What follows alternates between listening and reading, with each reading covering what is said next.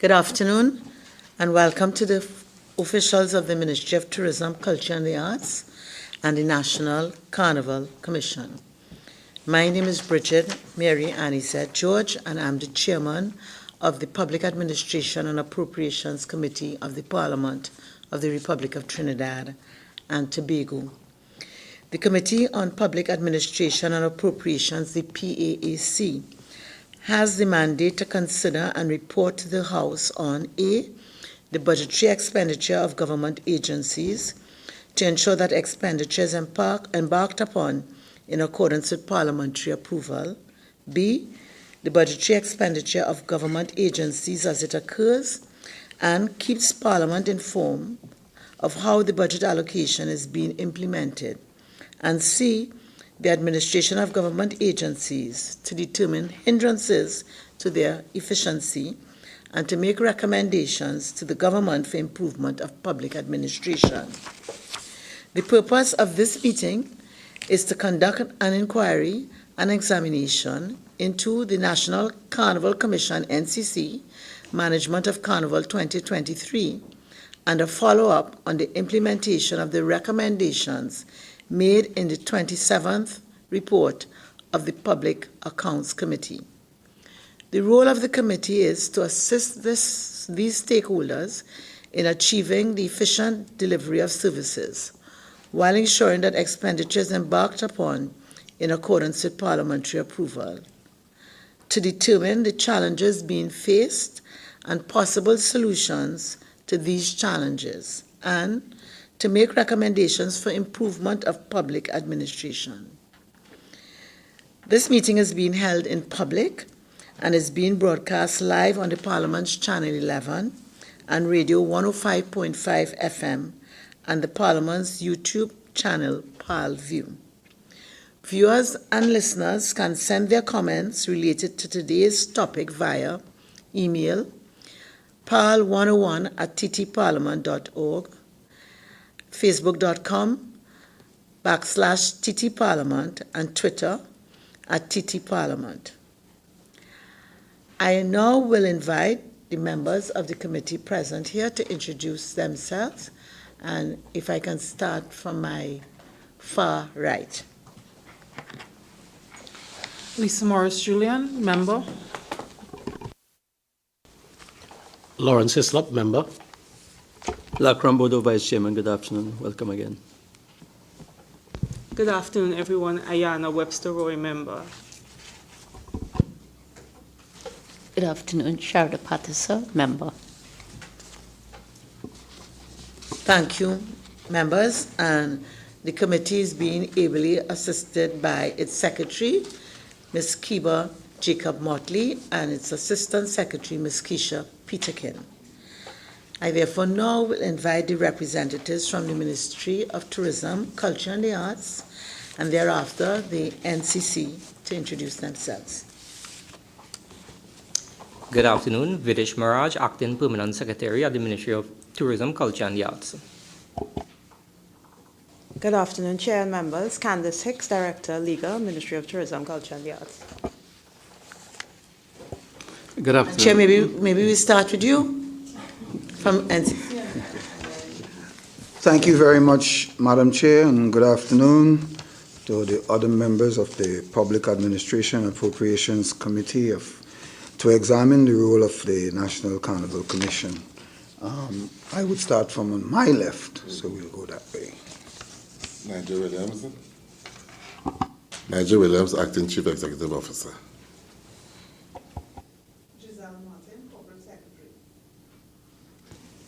Anthony Jones, Internal Auditor. Aidan Barrow, Procurement Manager.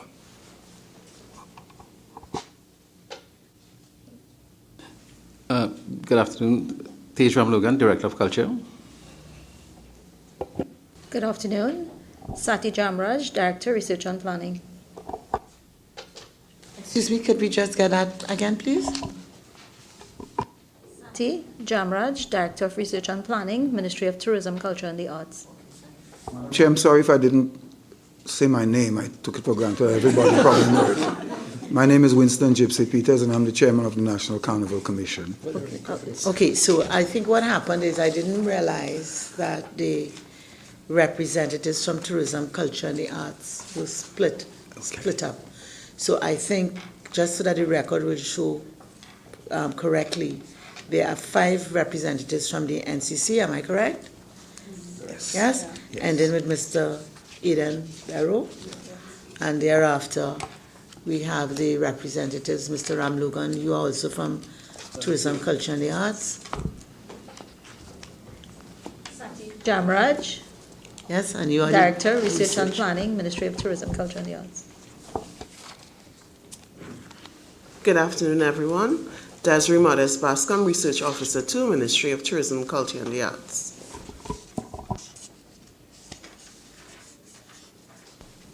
Thank you very much. At this stage, I would invite both the Permanent Secretary of the Ministry of Tourism, Culture and the Arts and the Chairman of the NCC to make a brief opening statement, if they so wish, to begin the conversation. P.S. Madam Chair, members of the committee, once again, pleasant good afternoon. As Acting Permanent Secretary of the Ministry of Tourism, Culture and the Arts, it is my honor to address this esteemed committee today. The Ministry of Tourism, Culture and the Arts is responsible for overseeing the growth and development of the country's tourism, culture and the arts sectors. I therefore wish to thank the committee for the opportunity to examine the role of the National Carnival Commission's management of Carnival 2023 activities and follow up on the implementation of the recommendations of the Public Account Committee's 27th report of the 11th Parliament. By Trinidad and Tobago Gazette, Volume 59, Number 158, dated the 9th of September 2020, the Culture and Art Division of the former Ministry of Community Development, Culture and the Arts was merged with the Ministry of Tourism into a single entity, the Ministry of Tourism, Culture and the Arts. As such, the Ministry gained responsibility for a number of sites, performance spaces, and a statutory board, the National Carnival Commission of Trinidad and Tobago. The National Carnival Commission is managed by a board of commissioners. The National Carnival Commission Act of Trinidad and Tobago, Chapter 4201, outlines the responsibility of the Commission as follows: to make Carnival a viable national, cultural, and commercial enterprise, to provide the necessary managerial and organizational infrastructure for the efficient and effective presentation and marketing of the cultural products of Carnival, and to establish arrangements for ongoing research, the preservation, and permanent display of annual accumulation of Carnival products created each year by the craftsmen, musicians, composers, and designers of Carnival. The National Carnival Commission was allocated $146,371,000 in fiscal 2023 for its annual operations and to discharge its statutory mandate, including the hosting of Carnival 2023.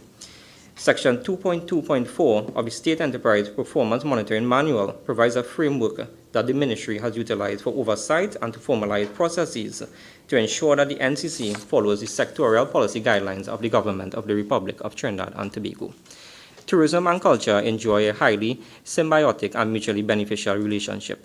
The culture and creative sectors are a significant source of jobs and income and acts as a driver for growth in other sectors of the economy.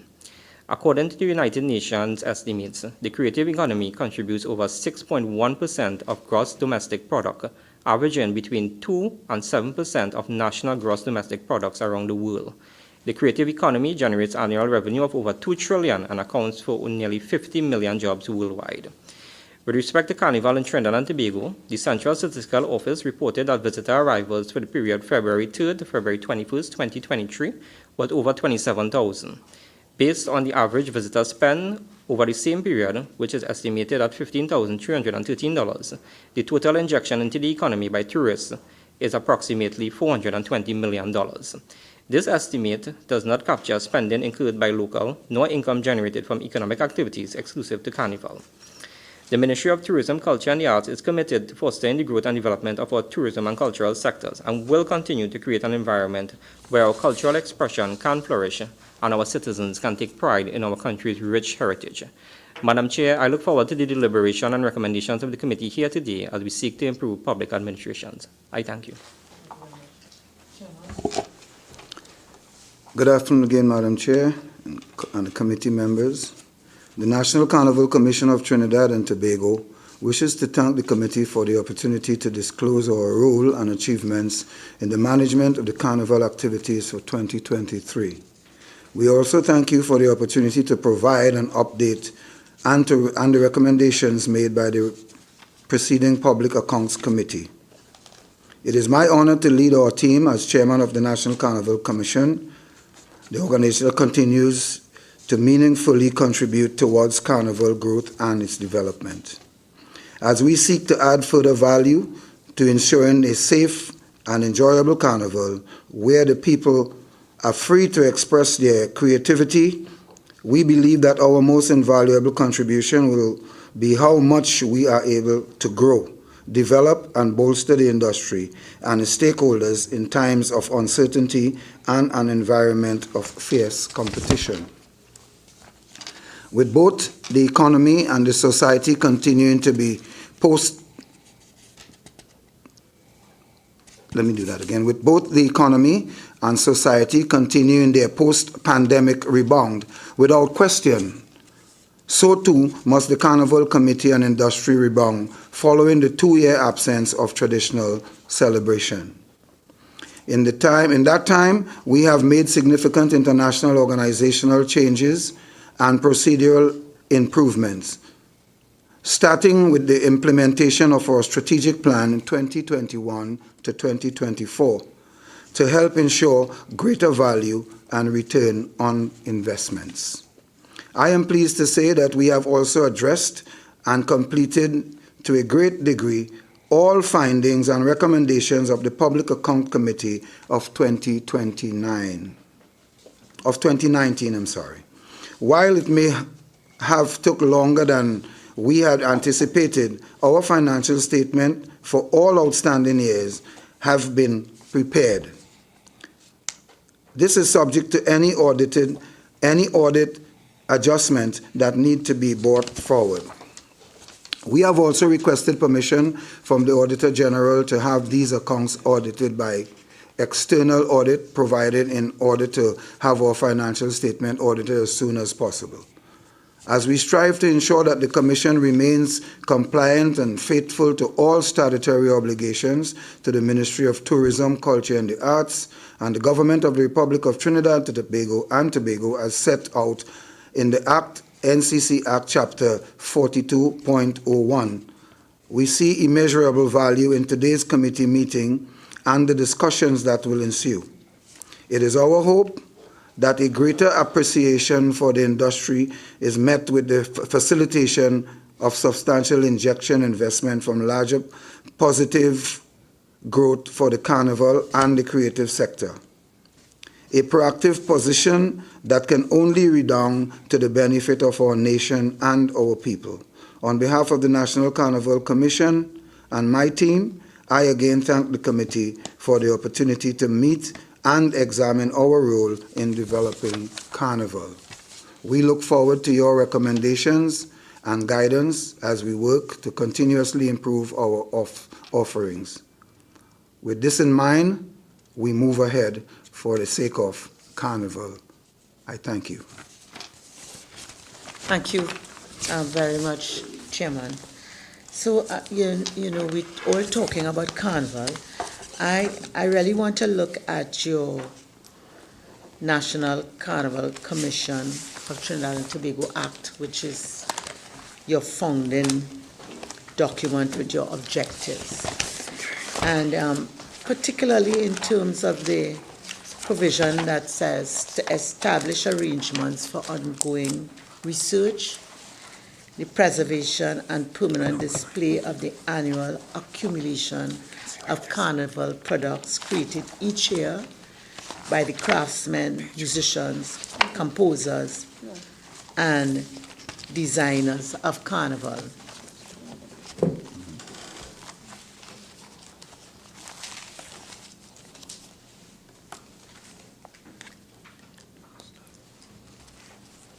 Yes? So, I just want to know, in terms of, let's just take Carnival 2023, because in your opening statement, you spoke about Carnival having to rebound from the pandemic. Could you give us an idea of what sorts of arrangements that were established, what kinds of accumulations took place? Madam Chair, we have been working assiduously and we've been working very hard, according to our act and compliance with it, to ensure that the way that we do this in Trinidad and Tobago for our carnival, as you will very well know, that we have exported carnival all over the world. And today we have to compete with these very carnival. So to ensure the sustainability of Trinidad and Tobago Carnival as the mandate given to us, we have been making ourselves available for promotion at all carnival events, or as many of them as we can, to ensure that our carnival remains sustainable and the product that we created here is a better product than anywhere else in the world. Okay, so thank you very much. And, I just wanted to drill down into some specifics in that, one, you speak about arrangements for ongoing research. So I'm trying to find out what are those arrangements, particularly as related to 2023. And also in terms of when I hear annual accumulation of carnival products, I'm thinking tangibles. Yes. Okay, and that's why I've only gone to 2023, because we're talking about rebounding. So you're talking about products created by craftsmen, musicians, composers, designers. So, I'm trying to get an idea of what these things were, what they look like. Well, these things look like calypso. These things look at innovation in mass. These things look like innovation in pan, so much so to the point that we have been declared, we have a day declared for the pan now, and all these are innovation that came from all that we've been doing in our organization to ensure that these things happen. Okay, so let me ask this. In terms of craftsmen mass, yes. Have you all collected anything from Carnival 2023? Well, we have, because we have been collecting all these things all the time.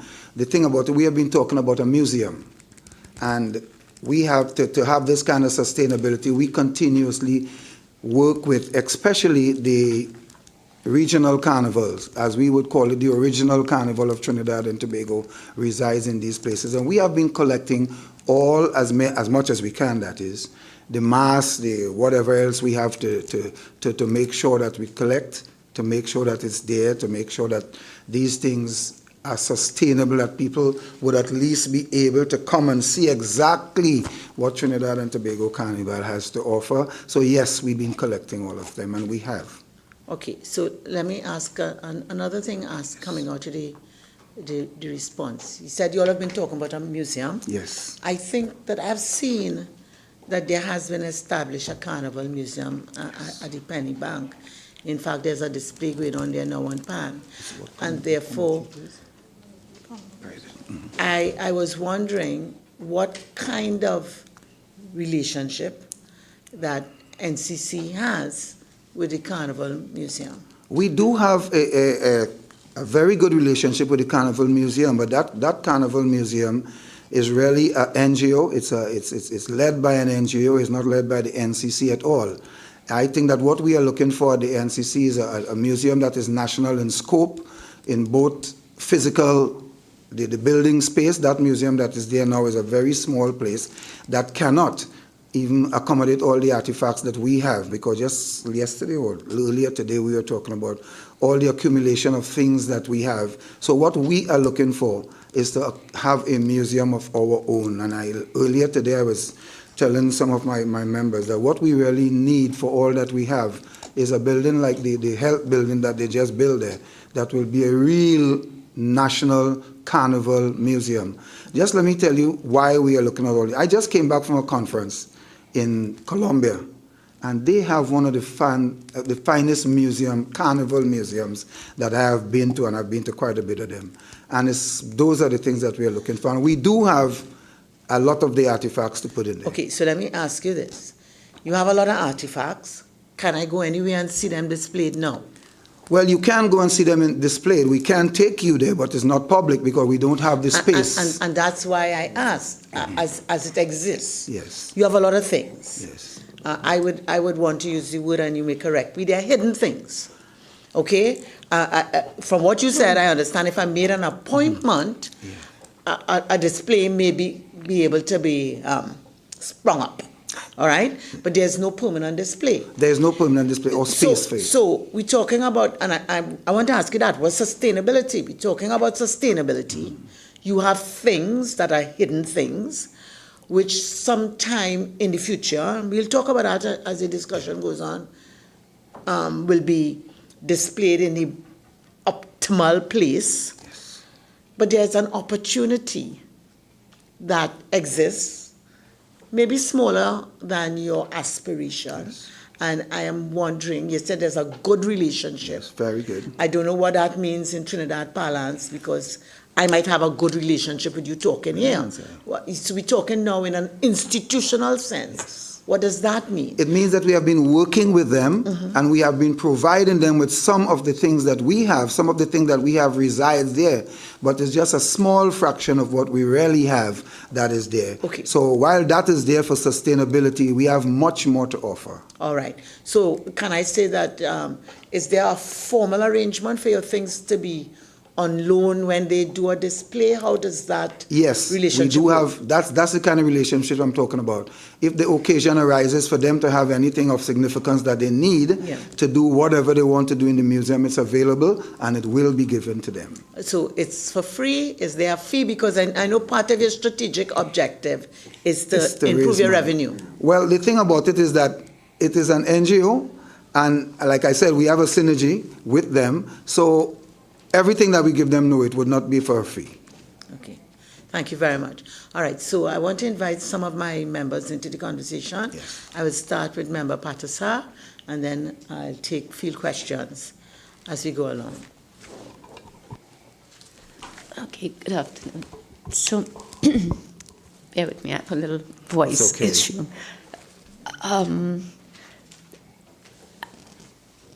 I was looking at some of the responses to some questions, and the first question that comes to mind is, what is Carnival? How do you define it? How do I define Carnival? Carnival, yeah. Carnival is our national festival. Carnival is a festival of unity. Carnival is a festival of gaiety. Carnival is a festival of creativity. Carnival is a festival of Trinidad and Tobago. It's a unification festival. It brings everybody together, and more than that, it brings a lot of money into our country. So the follow-up question to that would be, because I'm looking at the entities and the special interest entities, who are the people involved? When you talk about unity and when you talk about the people, who are those people? I don't understand that. Tell me again. So,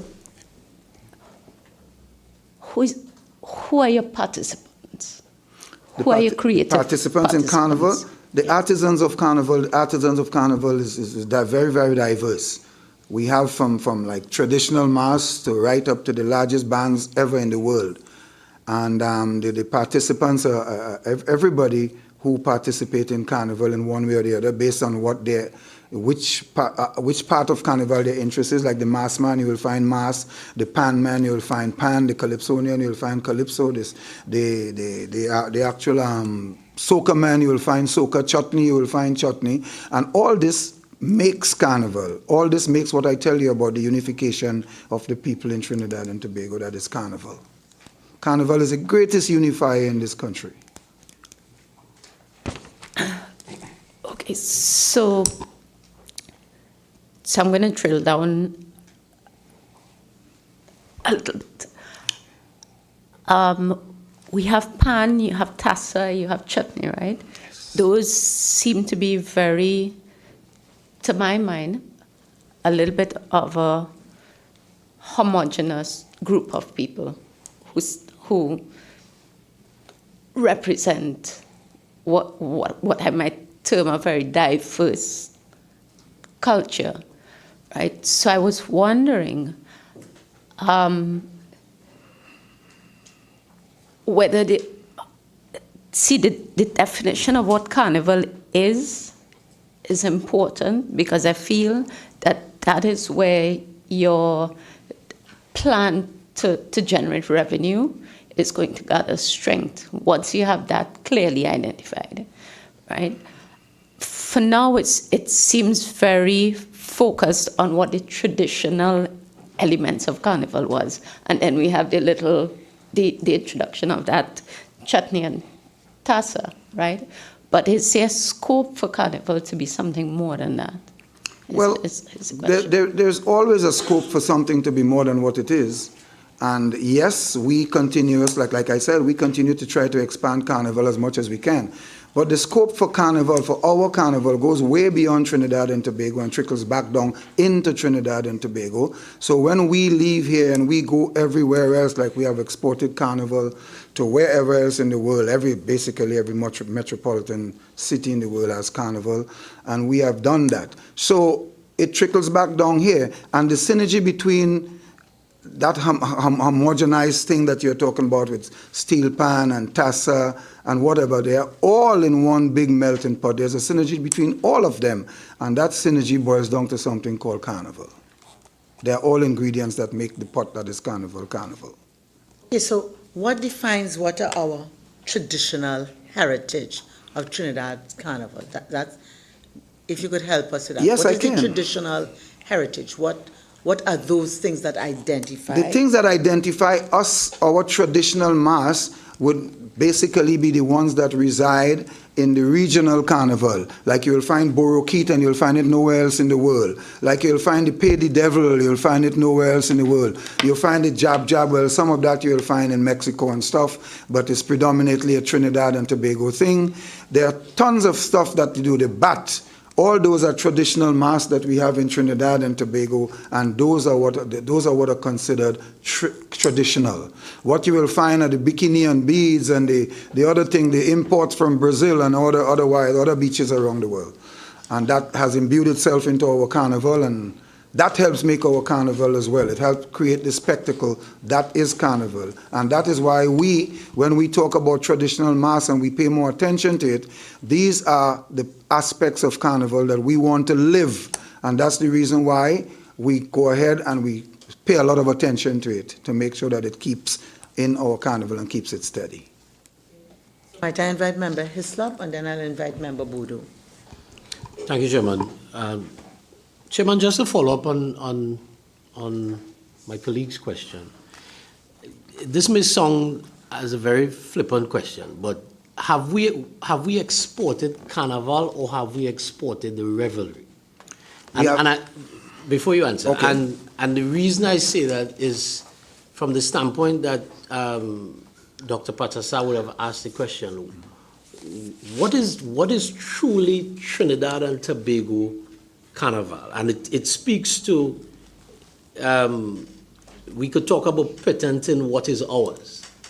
And if we consider the tradition that is Carnival and the legacy that is Carnival, it starts with specific activities that no other country has. So no other country has the Cambole riots and so on. So what is our carnival, and have we exported our carnival or have we exported the revelry of carnival? We have exported both.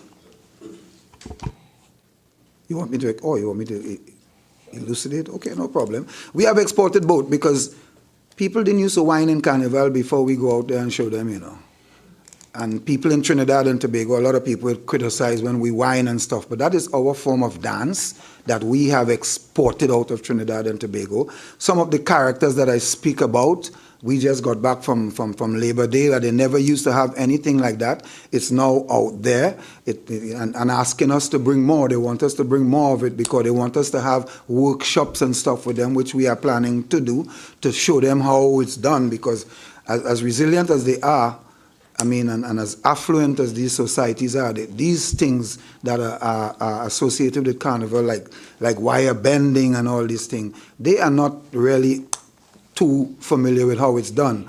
And the little bit that are done is done by people from Trinidad and Tobago. As a matter of fact, all the carnivals that are Trinidad and Tobago style carnival are from people from Trinidad and Tobago in the diaspora in one way or the other. We have done that. So to answer your question is that we have exported carnival. we exported Trinidad Carnival, lock, stock, and barrel, with all its whatever that makes Trinidad Carnival, whether it's steel pan, calypso, whining, jamming, soca, give me something, day boy, instead of give me something, please. And whatever else we have done, it all has to do with carnival, our carnival, Trinidad and Tobago type carnival. Dr. Bodo? Thank you, Madam Chair. Chairman, always good to see you. In your opening submission, you mentioned the fact that, we've given the carnival to the world. My question relates to the response with regards to the considerations for patenting, or as the Americans might call it, patenting. I'm not hearing you properly, though. Something's... I'm sorry. Yeah. Good. So I say my question relates to your response, or the NCC's response to the considerations that have been given to the patent aspects, the patent aspects of TNT's carnival. Yeah. Because at the end of the day, we want to protect what is our own. Mm-hmm. So in that light, I wanted to ask, and part of the response says that the Commission has consulted with various stakeholders in the pursuit of patent, trademarks, and copyright protection for aspects of our carnival currently under consideration for protection.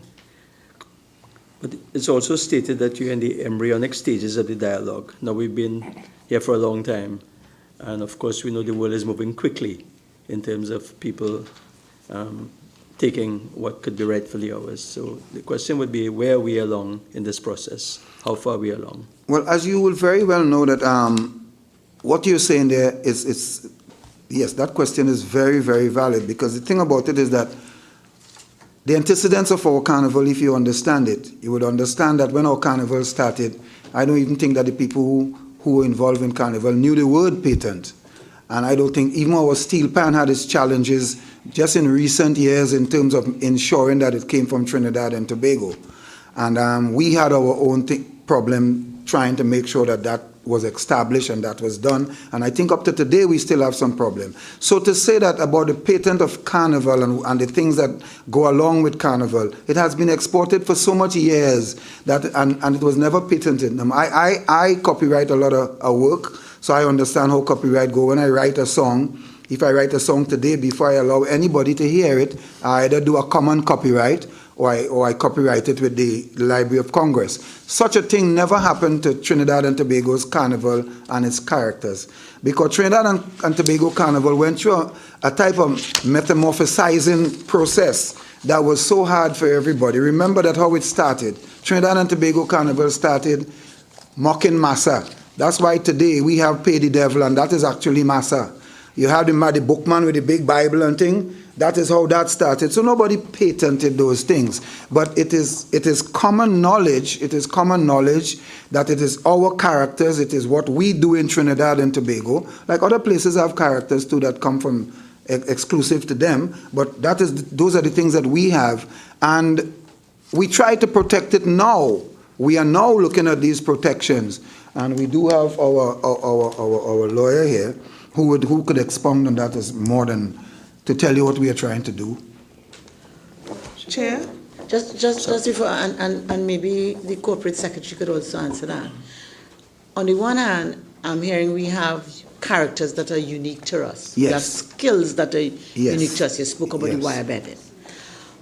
On the other hand, I'm hearing you saying, look, not only we would have exported those things maybe to some extent then, you're saying that you're actively exporting it now. You just spoke, you came up from Labor Day, whatever. You carry Cito Velasquez, DC skills out there and so on. Well, in a way, aren't we putting the chicken before the egg? No, we are not. The thing about it is that some of it are out there, but it's not out in how they know to do it. They will try to do something like us. But what we have is the genuine and authentic thing which they want to get. And that is what we are now showing them what to do. And that's what I'm asking. Should we patent first before we carry it out there? But it's out there already. People have pictures of it all over the world. It's just they don't know exactly how to do it. That's the point.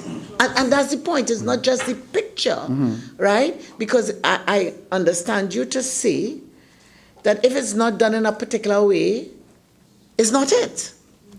Okay? If it's not constructed in a particular way, it's not it. Wire bending is a peculiar kind of skill. Yeah. Or many of us would be Sito Velasquez, we wouldn't be talking about him.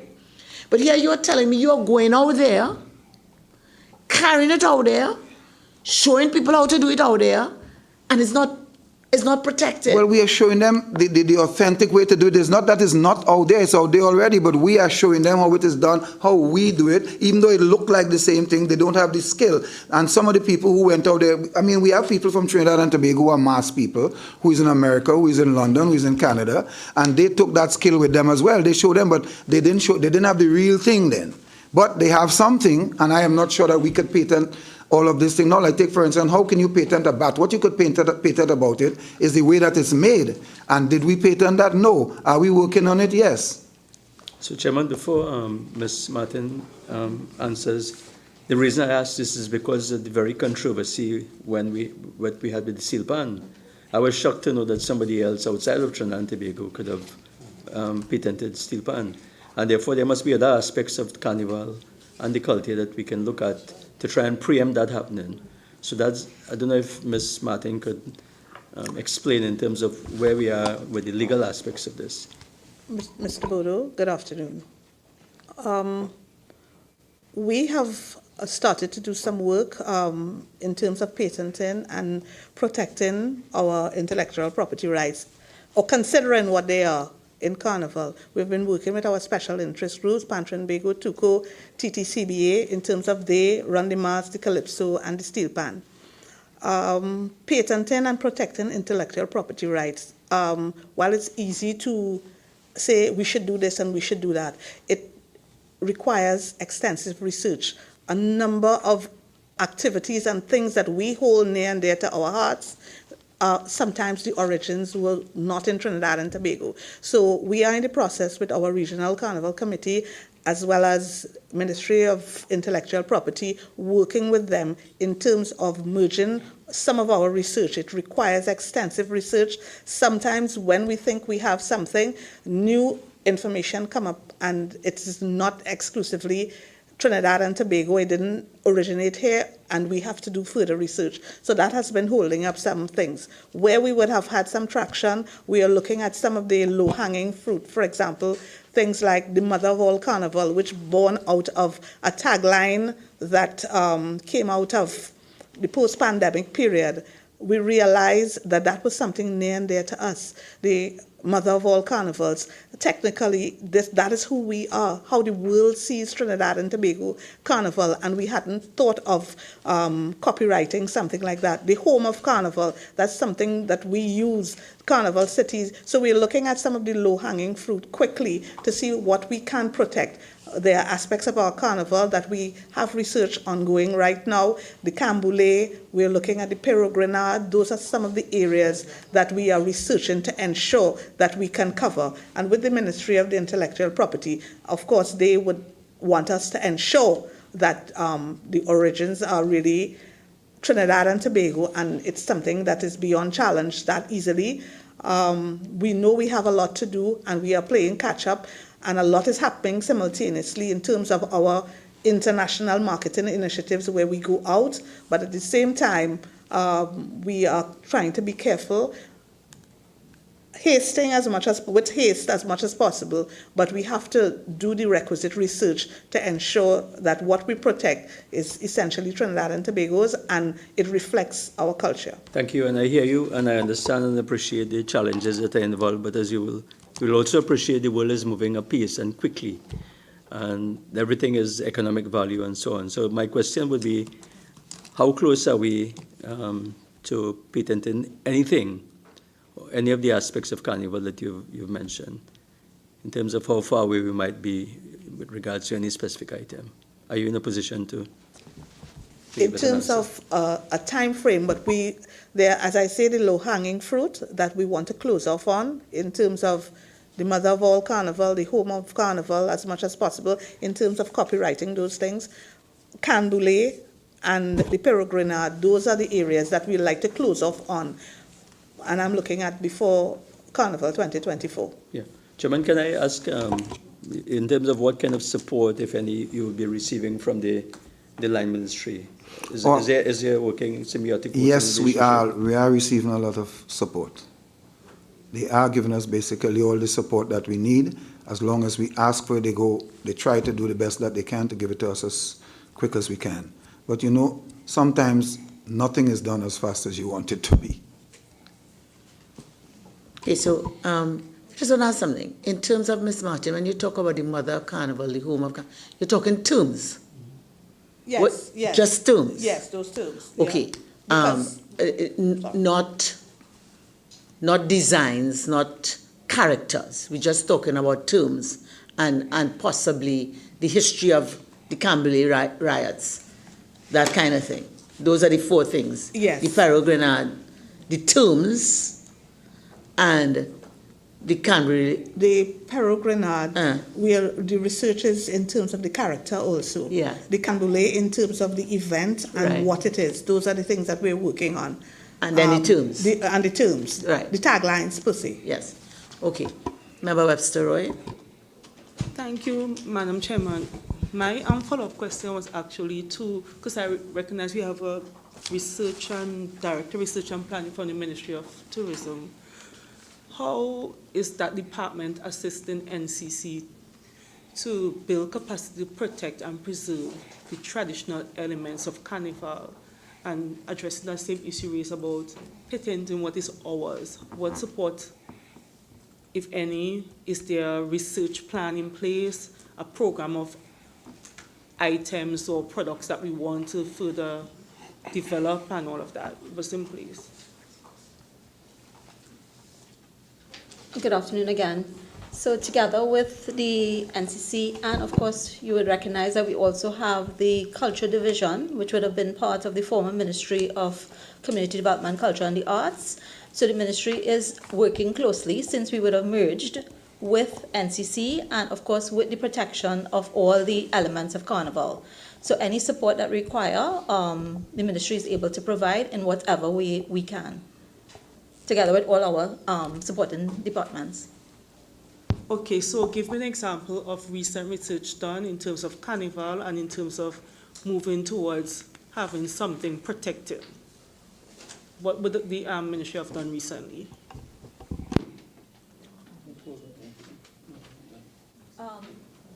For the Carnival aspect, well, of course it would be, legal will take that question. This is just as a dovetail to what they would have been mentioning before. So we are actively working with the IPO. So that will be the NCC will be a part of that consultation. We're actually looking at, on the triumph of getting World Steel Pan Day, securing GI protection for the steel pan. So that is an active project underway in the ministry right now. It's in its embryonic stages. We're working with a consultant. Anything in terms of the mass itself? Even Not from the legal, but not from the legal unit. We've been working assiduously because the pan aspect is such a huge challenge. We've been challenged, sorry to repeat the word, by that aspect and collating all the stakeholders, but it's receiving the active attention, and we also have collaboration from culture and research on that topic. So NCC will and is invariably a part of that. one more question, Madam Chair. Is NCC exploring opportunities or collaboration with any of the universities here in terms of research, again, towards protecting and preserving what is ours? Madam Member, as part of the GI project, UTT is an implicit part of that as well, and the University of the West Indies. They are stakeholders as part of that process. Just for the GI of the pan right now, because of the Herculean tasks we have ahead of us.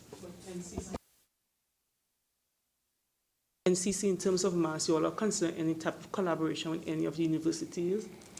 Well, we work in tandem with our ministry, and because the ministry is working on it, it means that we are working on it as well. Okay. That's what you say, it's in tandem with us.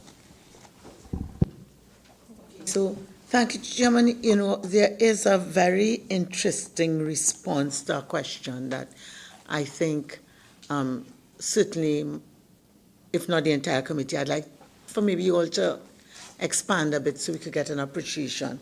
And that's with respect to if there's a right way or a wrong way to preserve the traditional heritage, right?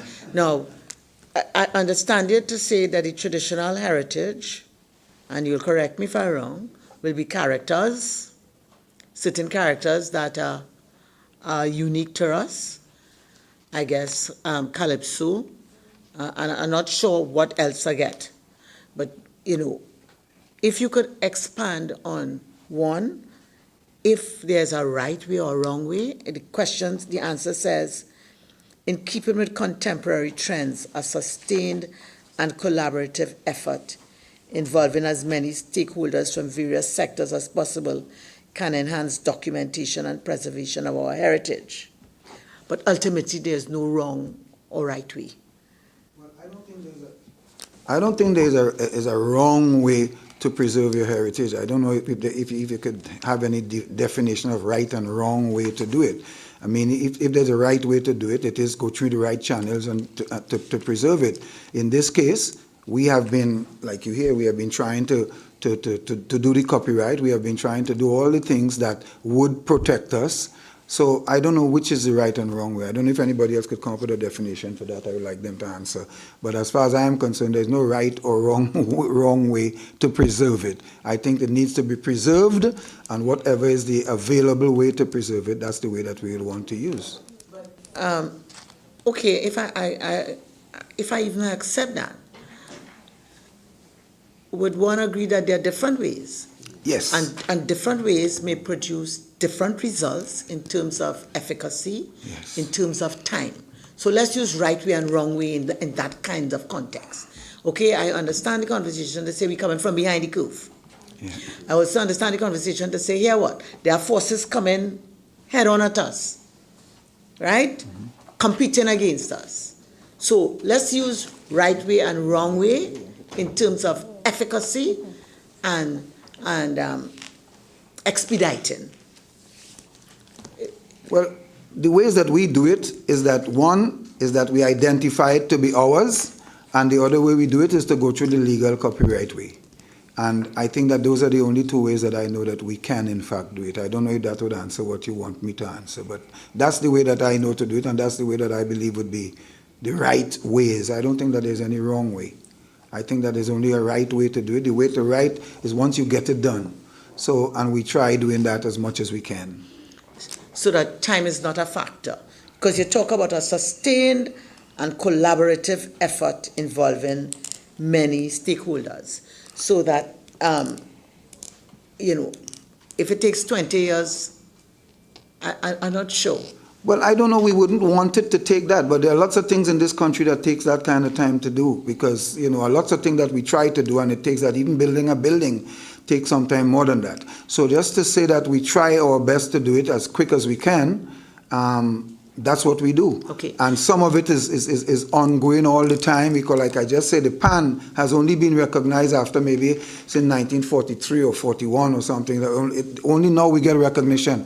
Up to now, we've been trying to get a day for the PAN. We've been trying to get the PAN to be, for them to do what you call it? For the PAN to be recognized in Trinidad and Tobago. We said it is our national instrument. That's one way of copyrighting it. We said it is our national, but the proclamation is taking eons for it to happen. And look how long is that.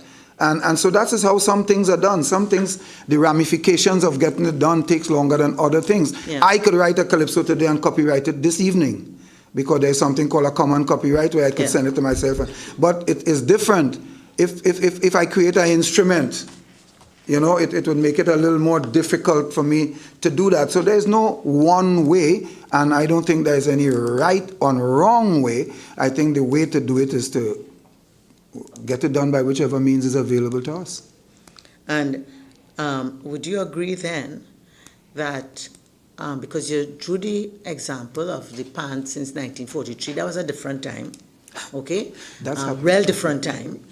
And we saw the effect of that in that we lost the ability to copyright it. We had to go and create GPAN and copyright that, okay? And therefore, I'm saying in terms of your entity being charged with the statutory responsibility to make Carnival a viable national, cultural, and commercial enterprise. I understand enterprise to mean profit making, and so that's what I understand enterprise. Would you agree then that taking a long time, regardless of whatever way, affects your ability to achieve that aspect of your mandate? Not as far as Carnival is concerned, but maybe aspects of Carnival, like take for instance a mass, a particular kind, but not Carnival of itself. We have been able to have more people in a band. We are the only place basically in the world that have 3,000 people in one mass band, one Carnival band. We are the only place in the world that would have 100 players in one steel pan orchestra and that kind of thing. So these are the things that are done, but there are other things, other aspects of this that would take much longer. Okay, so what is there being done by NCC to safeguard those things that you identified as unique? 3,000 people in one band, 100 people paying in a steel band. What is being actively done? Work along with making our carnival more attractive for them so that they will come and more people will be coming, will be in the band, like what we have been doing with our intervention and wherever we are, outside of Trinidad and Tobago. You see, this is a people's thing, and it depends on how much people you can bring. Like every year we work with the government, we work with what it was called, the CSO, to ensure that they tell us exactly how much more people we had this year and how much we had the year before and that kind of thing. So if we had less this year, we'll try to have more. Like right now, we are trying to improve it by 15% in this carnival that is here, and that's the work that we have been putting in for the sustainability of our carnival so that we don't lose it. The competitive part of it is to ensure that we don't lose our standing as the greatest show on earth and that kind of thing. So these are the things that we do for sustainability, and profitability is the more people that you bring in this country, the more people that our carnival could bring into this country, to ensure that the people spend more money when they come to this country and leave more money here with us and leave our money right here. For us, that's the kind of thing that we do for sustainability in terms of the economics of it. Okay, and these sustained and collaborative efforts with the many stakeholders, are these just purely ad hoc relationships, or are there memorandum of understanding established with the NCC and these stakeholders? Because you'll have to tell us who the stakeholders are, and if there are memoranda, if you could make those available for us, please. As a matter of fact, we have two of them that just expired. When is it expired? COPSEC, you could tell me that, with Pantry and Vago and Tuco. Yeah, they would have. We have memoranda of agreement with our three major stakeholders, Pantry and Vago, Tuco, and TTCBA, which is the mass people. They would have expired in 2022. For Carnival 2024, we would have commenced discussions with them through their budget submissions and discussions in preparation for 2024, and we have outlined some plans to put into a revised memoranda for 2024 because they would have expired. And would this be concluded before Carnival 2024? We intend for it to be concluded before Carnival 2024. As a matter of fact, probably by the end of this month or December, because we go into a steady pace and a lot of activity, a lot of funding would be taking place, and we will need to understand what the terms and conditions that we agree to. A lot of it has happened. Mr. Williams may be able to tell us in terms of discussions with Pantry and Vago. A lot of it is verbal, but we intend to reduce it to writing because the original agreement has expired. So in 2023, there was no agreement? What it was, just ad hoc? In 2023, it would have been not ad hoc, but discussions. It was not reduced to writing, but it was discussions based on the expiration of the 2021-2022 agreement. So it basically really, the same terms you carried over? Yeah, basically the same terms carried over. But we plan for 2024, we have some new areas or new terms, if I can call it that we intend to reduce to writing. Okay, thank you very much. Mrs. Morris Julian.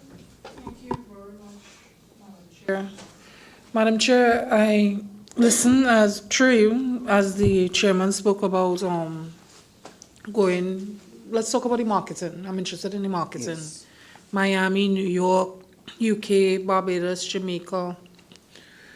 Can you tell me what is the average cost to participate in the on-site brand building activities? And again, also for our listening and viewing public, what are the tangible returns from such visits? Well, yes, the cost this year is $1.1 million in all the interventions that we have had, and that's basically excluding airfare where we have an arrangement with Caribbean Airline that would take us to all these destinations, but that include hotels and preparation and actually advertisement in these places for our carnival. And in terms of the tangibles that we have from it, I alluded to it a while ago there. The tangibles that we bring more people into the country, because when you go out there with your product, then more people look at it, more people see what you have, more people want to come where this thing come from, as opposed to where they are and what they are seeing, and we let them know that what they are seeing is just basically a snippet of what we have, where we come from, and these are the things that brings people to our country. So the tangibles from that, again, I would say, is that they bring their money and leave it with us, and that's what we are looking forward to.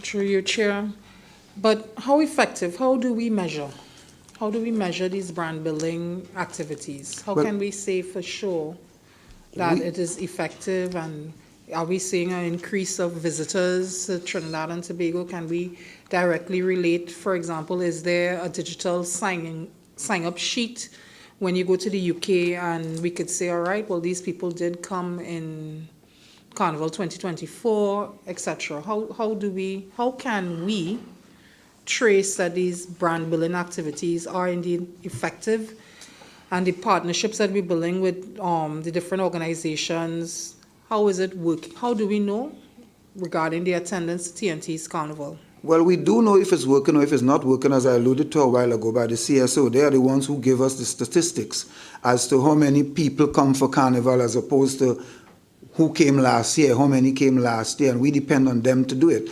So, for instance, in 2022, we know that we had a 10% increase from the last year that we had Carnival. Yeah? 2020, okay. In 2022, we know that we had a 10% increase from the year before that. That's the last year they gave us a statistic for. They haven't given us for this year as well. And we are now rebuilding, because remember, since after this pandemic, we have had a downturn in a lot of things, and that's why we have to build our brand back. We have to make sure that people know that our brand exists, and we are here for them, and we want them to come to our country. What is missing for me, Chair, is how do you tie those increased numbers to what you do? And I think that is what is missing for me. Because it is specifically stated that for this carnival, as opposed to the last carnival, when we had 5 people, this carnival we had 10 people. Mm-hmm. And then the carnival before that, we had 3 persons, and they are the ones who tell us that, and that is how we know that what we are doing. So you just take the increased numbers to your credit? Well, we have to, because that's why we went out there specifically to do that. So we take it, because if we didn't go out there, maybe it was not going to be done. So I wouldn't know. But that's precisely what you just said. Yes. If we didn't go out there, maybe it would not have been done. And what we're trying to get is the specifics. So, I'm not hearing, look, we went out there with a target of bringing X, okay? And there was some sort of mechanism that showed us, yes, that X we realized because the cause was what we had done. I'm not hearing that. Madam Chair, these things are left in this country to the CSO. They do the statistics for us, because they have people on the airport that will tell you why they come in here, what they're coming for, and how much times they come into Carnival.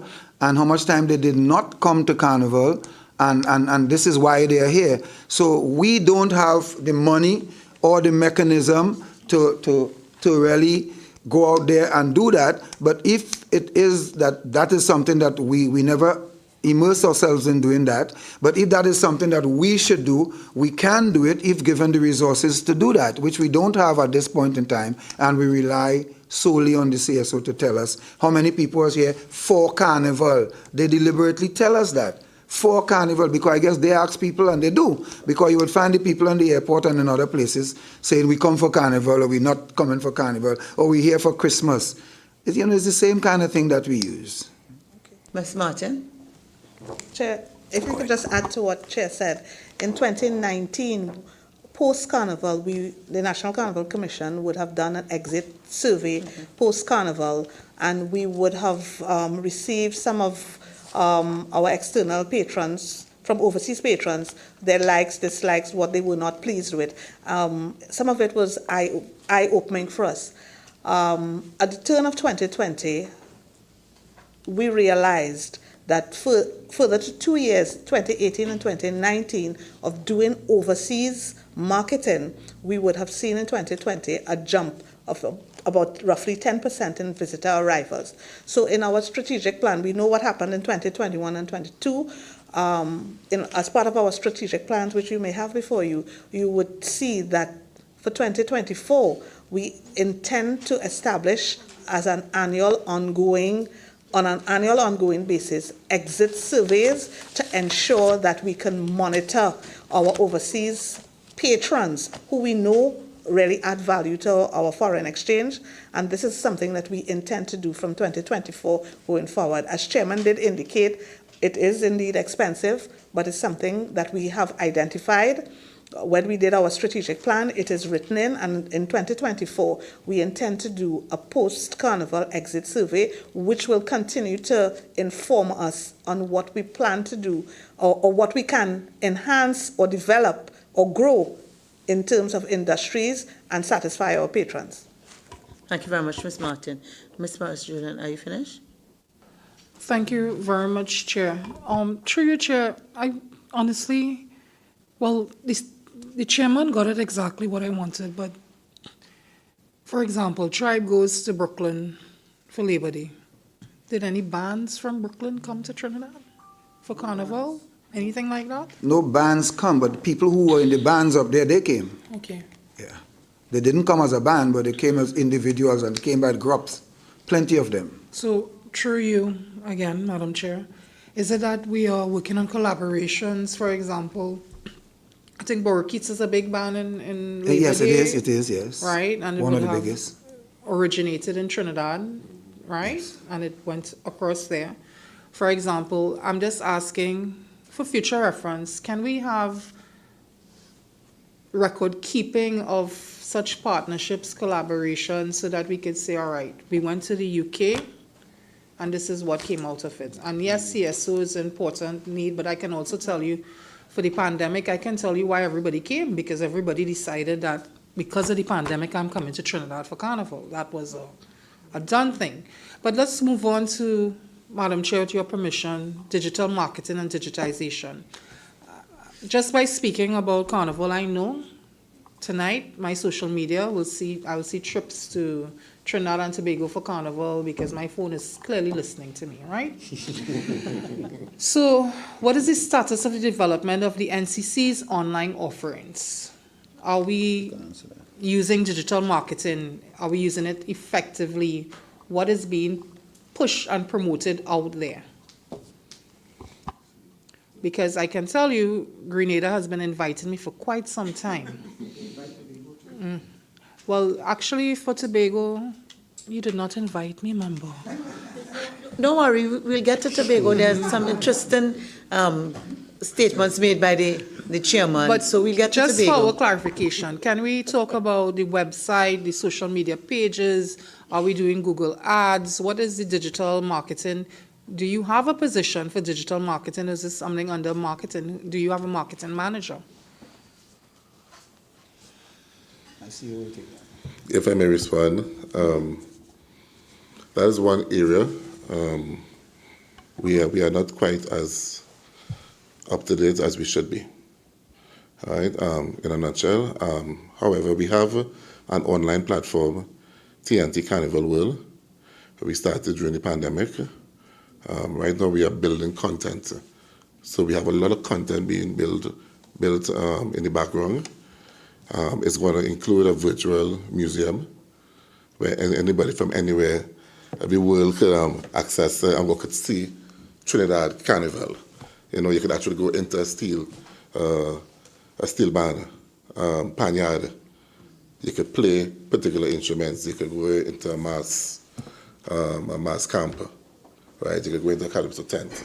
So all of these things are being worked on behind the scenes. Yes, we are a bit behind, but when we do, as we say, unleash this platform, it's going to be spectacular.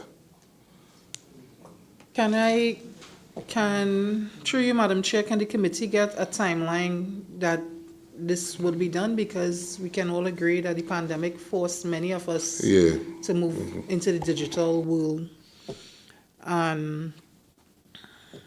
It's a bit disappointing to hear that you're not where you're supposed to be yet, but it'll be nice to know when you would think you would be where you're supposed to be. By Carnival 2024, you will see something. Okay. Yes, that's it for me, Madam Chair. Thank you. Member Bodo, and then I'll take Member Webster Roy. Thank you, Madam Chair. Again, I'll direct this to the Chairman.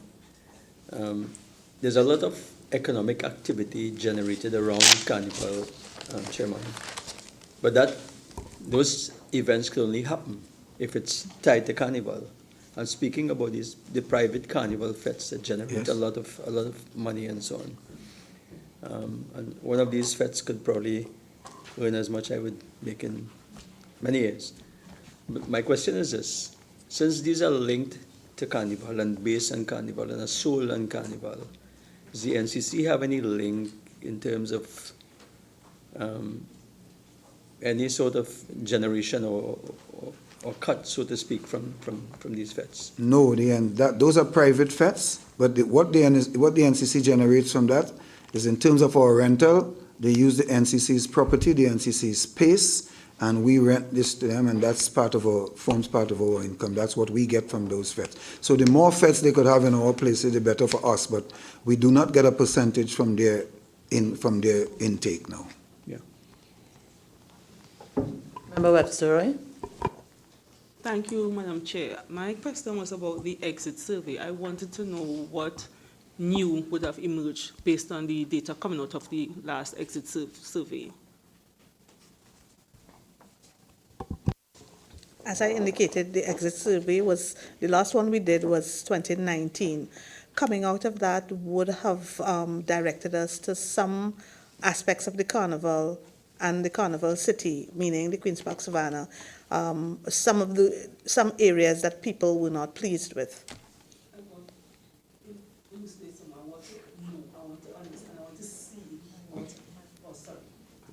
I want to be able to visualize what would have happened based on that information that you'd have received from At that time,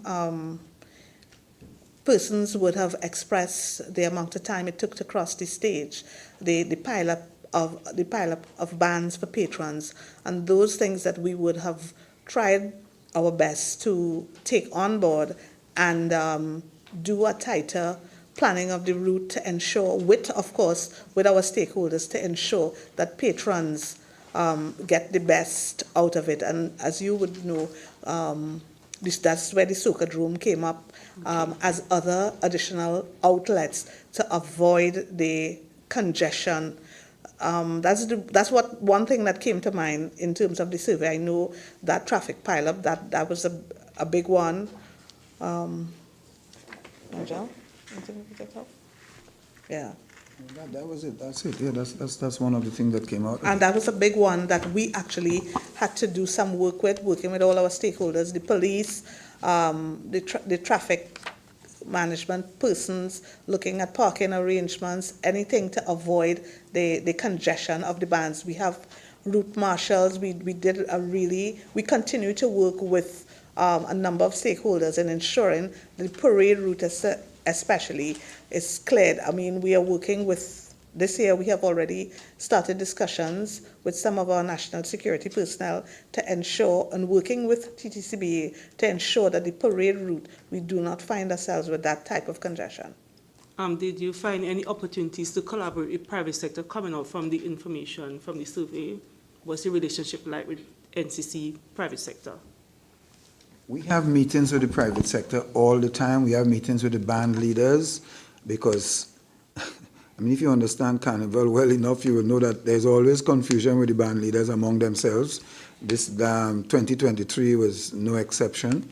And we have collaboration with them so that to ensure that we have a better understanding as to where the routes are, how the routes are supposed to be managed. And even then you still have problem because, you know, the only thing that rhymes with Carnival, I don't know if you know a next word, but I know one named Bacchanal. And that causes all these things to happen all the time. I guess in a lot of ways it even forms part of Carnival. Some people like that. So, coming out of something that Ms. Martin said, that I would like to get some clarification on. You spoke about the soca drone. Is that part of a NCC initiative? Is it a competitor with NCC's production of Carnival Carnival Monday and Tuesday?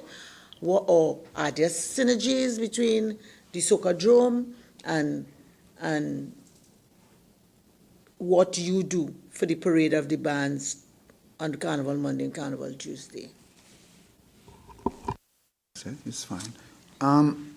Yes, we have some synergy with them. Not all the bands collaborate, but a lot of them have started to come back up to the Savannah. Some of them just wanted just to play mass and not to come up to the Savannah because of the congestion. But Madam Chair, we do have a synergy with them. But what I really want to say is, right, in Trinidad and Tobago, I do not know what we will do to stop the congestion on the road. The bands are getting bigger, the trucks are getting larger, and they're on the same road that my great-grandfather used to play mass on his donkey cart on. And until and unless we, as I'm talking about the National Carnival Commission, through the government, could find a different way, either to find a different space. Our space, we have outgrown our space really because our carnival have become so big. And getting bigger, because the bands are getting bigger, everything is getting bigger, and the only thing that's not getting bigger or in any way expanding are the roads. And that's where we have to go, that's where we have to be. Some people are even protesting, they don't even want the bands to pass in front of them. So we try to do all these things and have collaboration with things like the soca drone and things to see how we can alleviate, you know, these things and make it a little easier for people. But unfortunately, without any expansion of the roads and stuff, I'm afraid that this is going to continue for a long, long time. So, in terms of the collaboration, yes, are there any benefits that come to NCC with the existence of the soca drone? Well, the benefits wouldn't come to the NCC as much as it would come to the patrons, to the masqueraders.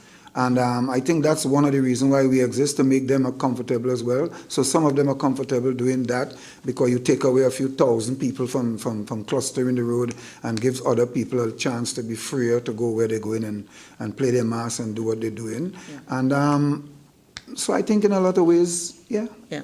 So do you see any role for the NCC in regulating that?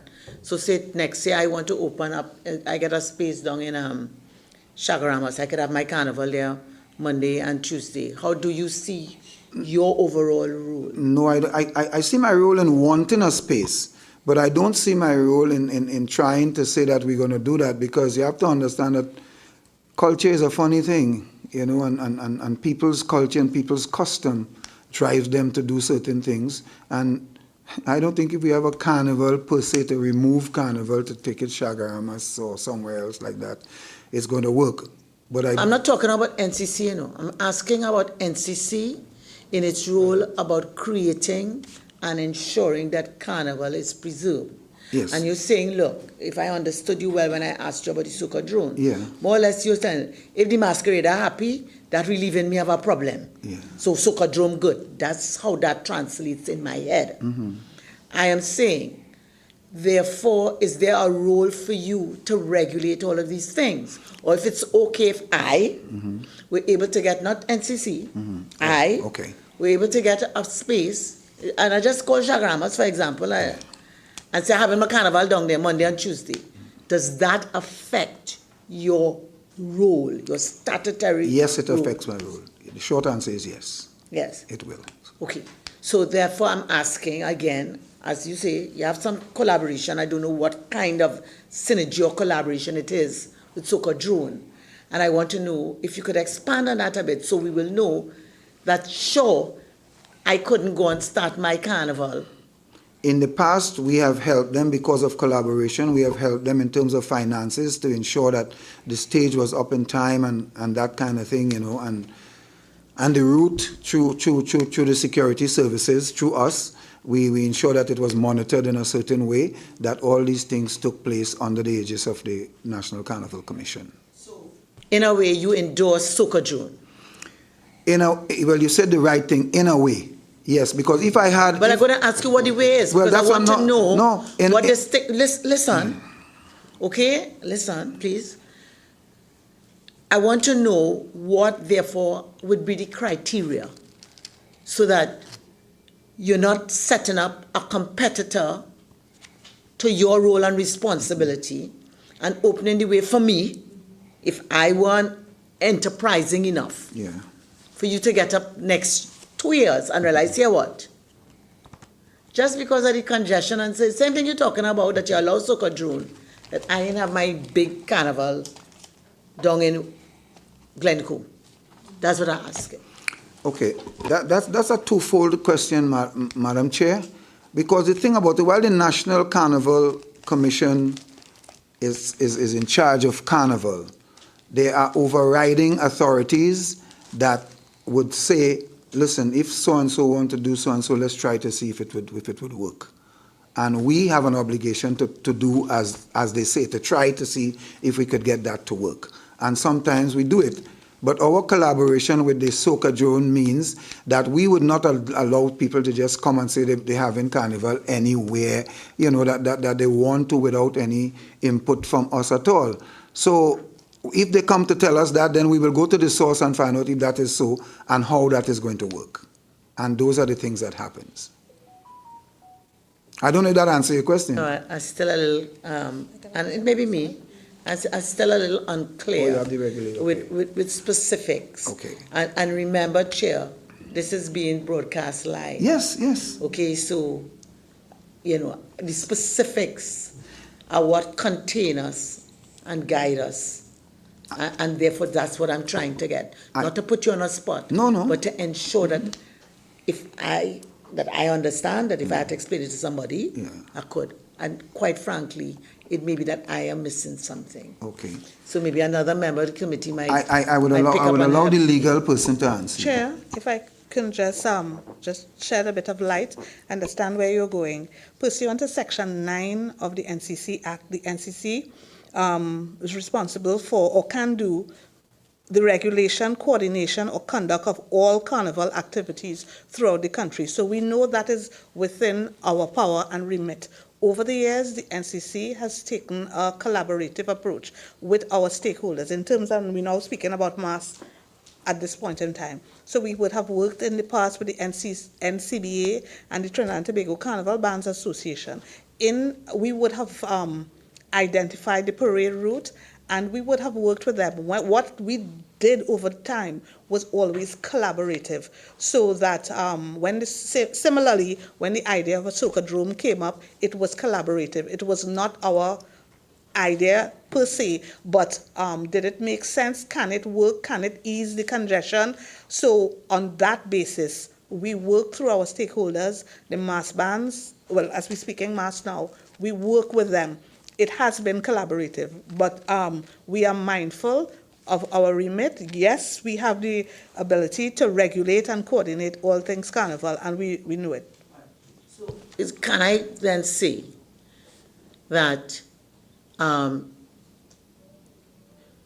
you use that regulatory, I don't want to use power because I ain't see the power yet, but you use that regulatory responsibility to allow anything that will improve the product, whether the product is the revelry, the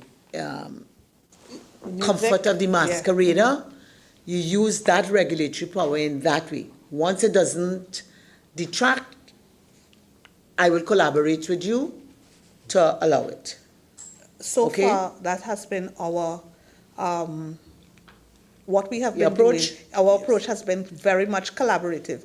And as you may be aware, our stakeholders, they sit on the board of the NCC, which is Mass, PAN, and Calypso, and they are the heads of those organizations. So the collaboration, it is not too difficult. They would be the ones who would intercede, if I can use that word, on behalf of their membership. So we work with them, trusting and hoping that because they sit on our board for the greater implementation of Carnival, it will not be as ad hoc as they go down Glencoe and have a mass band. Okay. So you see, Chairman, that wants me to jump into something you try to jump to, but I will hold. Member Hislop, we'll get there. Chairman, I have I don't know if I could jump to the Tobago issue now because that segued directly into that. I had some other questions. I hope we could come back to that and my colleague, the Member of Parliament for Tobago. Yes. Yeah. But I had some other questions about the Calypso tents, but I guess we can touch on that after. But based on what the corporate secretary just read, yes, Madam Chair, and Tobago Carnival, yes,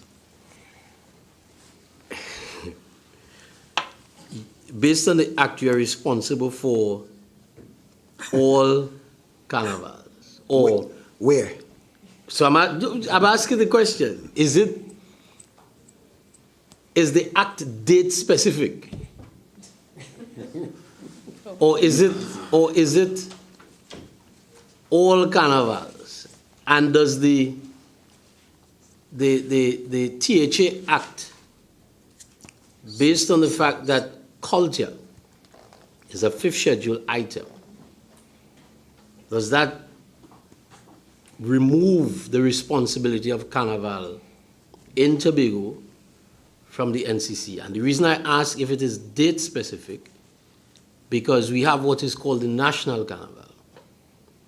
And we know the conversation surrounding whether Tobago should pull away from or not have the National Carnival in Tobago and focus on the October Carnival. So just some clarity, Madam Chair, to the Chairman. Where does your remit stop as it relates to Tobago?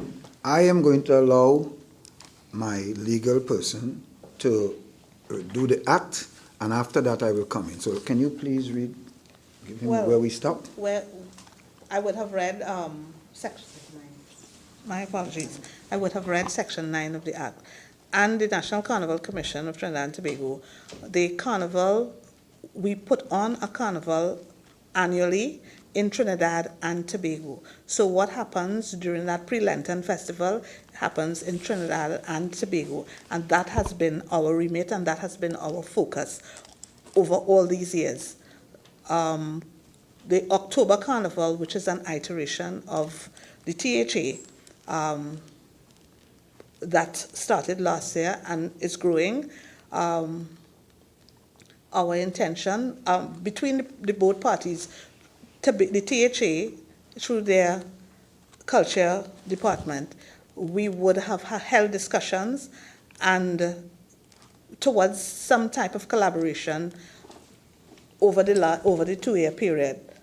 And we are in the process of, their assistant secretary was in Trinidad at our launch, so we are optimistic that there is room for us to use our expertise and to, in terms of running Carnival in Trinidad and Tobago, yes, our expertise would have been during the pre-Lenten festival, and as we realize the dynamic nature of Carnival, it is evolving. We are seeing a lot of Carnival activities post pre-Lenten period, and we are open to discussion, we are open to collaboration. We have been having discussions up to Sunday.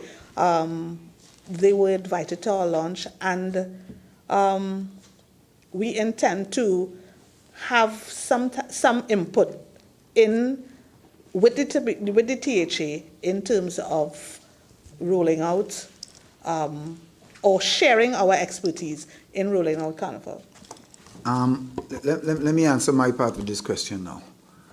First of all, I will have to take this to the top of the list, because I am one of the persons from Trinidad and Tobago who initiated Tobago's Carnival. I've been doing it since I was 31 years old. I'm 71 years old now. And I've never stopped, even up to when it happened recently. It was all economics. Why I, for years, even before I got into politics or got into the National Carnival Commission, I have been around the world in Carnival, literally. Anywhere there's Carnival, you'll find me. I've been a founding member of some of the carnivals as well. I saw in Tobago, Trinidad and Tobago's Carnival, I saw a standalone carnival in Tobago purely because of economics. When there is Trinidad and Tobago Carnival celebrated at the same time, like most of the other countries in the Caribbean, people from Tobago leave Tobago, and I've seen this since I'm a young man. They leave Tobago and they come to Trinidad and leave what is called a sprinklet of Carnival in Tobago. When the taxpayers of Trinidad and Tobago spend their money to put on a Carnival in Tobago, there's a show with nobody. So I saw it as a standalone carnival in Tobago. If we have a standalone carnival in Tobago, it will ensure that the economics of the carnival in Tobago will be something that is viable, as indeed we have just seen with that standalone carnival that we had for the last 2 years. This year, the Tobago business sector declared already that they have made a 500% increase in their business. So I saw it as purely business. Having the management of Carnival, while our act would say that we have the responsibility, that's the National Carnival Commission I'm talking about, have the responsibility for Carnival in Trinidad and Tobago, the country. I think that Tobago, the island, has some kind of semi-autonomy, and their own act give them some kind of autonomy to do some things, and as far as they are concerned, that is what they are doing. They are exercising their autonomy to put on their carnival how they want it. However, as my Corpsec said, they have asked us, not last year but this year, they have asked us for some input in the carnival, which they say we did not give to them. But that is not really true. It may not have been given in the way that they wanted us to give them. They wanted us to have feet on the ground. They wanted boots on the ground, as it were, to ensure that we show them certain things. We were busy doing other things as well. But what we did, like she said, my Corpsec said before, on the NCC board, we have commissioners responsible for Carnival, Mass, and PAN. So when they ask us for Mass, they ask me personally, but when they ask for Mass, I would have indeed referred to the commissioner with responsibility for Mass, which the Mass did. We sent Mass to Tobago. If anybody was in Tobago Carnival, you would have seen some humongous costumes out there that weren't made in Tobago. They all came from Trinidad to enhance the Tobago Carnival. So basically, we did not do all they asked for, but we did some of it. So I don't know that if we have a responsibility for Carnival in Tobago. I don't know if this act supersedes the one in Tobago. Somebody would have to tell me that. But Madam Chair, I believe that the THA Act is clear as it relates to what the THA is responsible for, which is culture. one of the items is culture. But what I would, before I pass through you, Chair, to my colleague from Tobago East, but what I would like to see, Chairman, and I guess we could make the call from this committee for a more collaborative effort to even take the Tobago Carnival to a larger audience, to a wider audience, to a situation where we may not have enough rooms to put people. And I don't think you answered the question that I'd asked. If Carnival, if it is date specific, or Carnival could be any time of the year based on I think that a proclamation. I think that Carnival could be any time of the year. Coco said, Okay. help me with that. Well, historically, our carnival was born out of a pre-Lenten festival, so that's where it is. But we realize that carnival is evolving, and at NCC, we intend to embrace the dynamism that is carnival. And as I indicated earlier, much of our approach to carnival, rolling out carnival over the years, has been collaborative, and we intend to collaborate as much as possible because we understand the benefits of carnival and to Trinidad and Tobago and to the tourism product. Chairman will indicate to you that last year when he visited Miami, even though Tobago Carnival was now coming off in its embryonic stage, at one of the marketing initiatives hosted by, I think, was the consulate in Miami, we actually stream live the Secretary for Culture to promote Tobago Carnival. So our collaboration, our attempt at collaboration will continue, and we understand what our remit is in terms of making Carnival viable. Yes, there may be some legal hurdles probably to cross, but this is Trinidad and Tobago. Carnival is our culture, is a tourism product, and we intend to collaborate. That's our plan. Chair? But you see why the initial question raised by Member Patasar was so important in asking what is Carnival. Okay? Because it's quite clear from NCC, Carnival is not pre-Lenten. Okay? So we have to start defining what it is, and we have to look to you all to define that. If I could just indicate, what we realized in not too distant past is that our act, we may need deeper and clearer interpretation of our act, and we have started with preliminary talks in terms of hiring an external legal counsel to interpret and to make further recommendations in terms of if there are any further changes we need to make, or for deeper interpretation of our act so that we can do much more. Member Webster Roy? Madam Chairman, before I ask my question, just a general comment, right? And this is the Tobagonian in me, right? So, Mr. Winston Gypsy Peters, it is no joke, no secret that I have loved you and I've admired you as an artist, a performer, calypso since yay high, right? It's not what you say, but how you say it. So just that's why you made a comment about the money being spent in Tobago Carnival, right? And as a Tobagonian, it rubbed me the wrong way, because I worked in the Division of Community Development and Culture before I got into politics. And I know for every carnival, when I sat as the coordinator for community development, the bulk of the money going towards carnival in National Carnival season came from the Tobago House of Assembly's allocation.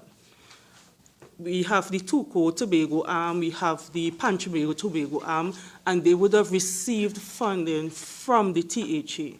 right? So that just what you just said, they kind of rubbed me the wrong way as a Tobaconian, because it felt as though we were leeching off for NCC Trinidad, and we having a national activity that nobody coming to. It's a waste of time, waste of money. But that's a small thing I said. I still love you plenty. It is very important because Tobago's Bago Carnival in October has potential. It is very important for us to ensure that we build that collaborative relationship to reap the full return on investment, not only for Tobago, but for Trinidad and Tobago. I want to encourage the NCC to approach it in such a way that it doesn't come across as though the NCC is trying to dictate to the Assembly, but trying to partner with the Assembly and trying to coach the Assembly so that we develop the product, because everybody's going to benefit. Because most of the times when the arrivals come in, they have to stop in Trinidad first. Some people might come a few days before and they stay in Trinidad, they lime around, or when they're going back, they stay in Trinidad, they lime around, so they're going to benefit. So I want to encourage NCC to build that collaborative relationship and partnership. My question now, in the last National Carnival, and specific to Tobago, what was NCC's direct investment in terms of money? NCC did not have a direct input in terms of money because NCC did not get any money in its subvention to do anything like that. In Tobago? No. For Carnival? Okay. All right, thanks. And just to get some clarification, sorry. Chair, yes? through you, can I say? Yes. I just want to say to you, right, that I have Tobago Carnival deep in my heart. Maybe deeper than people from Tobago or people from Tobago will ever know. No, maybe, and Madam Minister, I want to see Tobago Carnival because Tobago Carnival success would form part of my legacy when I get out of here, because I am one of the most vocal person for Tobago Carnival. I want to see Tobago Carnival succeed, and I will do anything that I can. And just for the record, the Secretary of Tobago's Culture and Division of Culture and myself, we had a good and cordial meeting among ourselves during the Sunday Carnival, and we decided that we are going to start some talks as early as the end of November, so that we would not have to wait until next year or anything come around before we can know exactly what we are doing. That is how important Tobago Carnival is. And yes, Tobago Carnival, and I said it in an interview before, Tobago's Carnival has the potential to be better than any one of the carnivals in the Caribbean. They have a great opportunity to do it, and we all just have to collaborate. Trinidad is the greatest carnival country in the world. Well, Trinidad and Tobago, that's so, wow, man, I like how you represent Tobago, man. Yeah, just let me ask something, Chairman, and it's something that Ms. Martin had referred to, a strategic plan. And when I look at it and see a strategic priority, 1, innovation and product development. And one of your primary activities to achieve that goal is partnerships with 14 local government bodies and THE to create carnival-based activities. I see that you would have had something targeted for the third quarter 2021-2022, the third quarter 2022-2023. So that for the third quarter 2021-2022, you would have identified the goal as 3 partnerships. And for 2022-2023, you had identified 1. Has that goal been realized, and what would have been, with whom the partnership would have been established?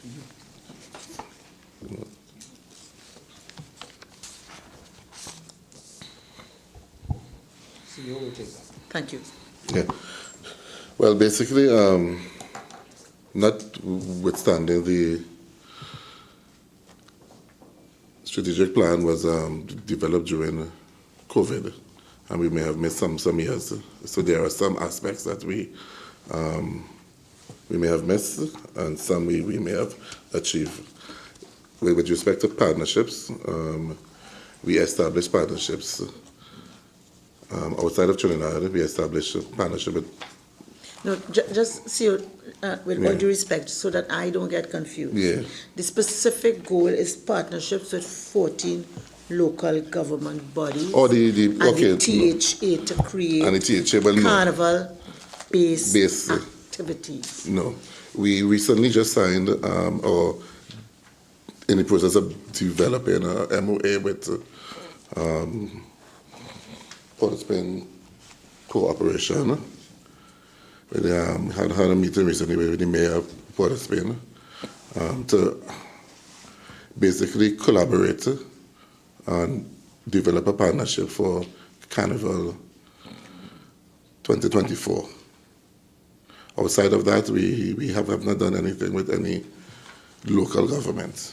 Okay, so let me just ask this then.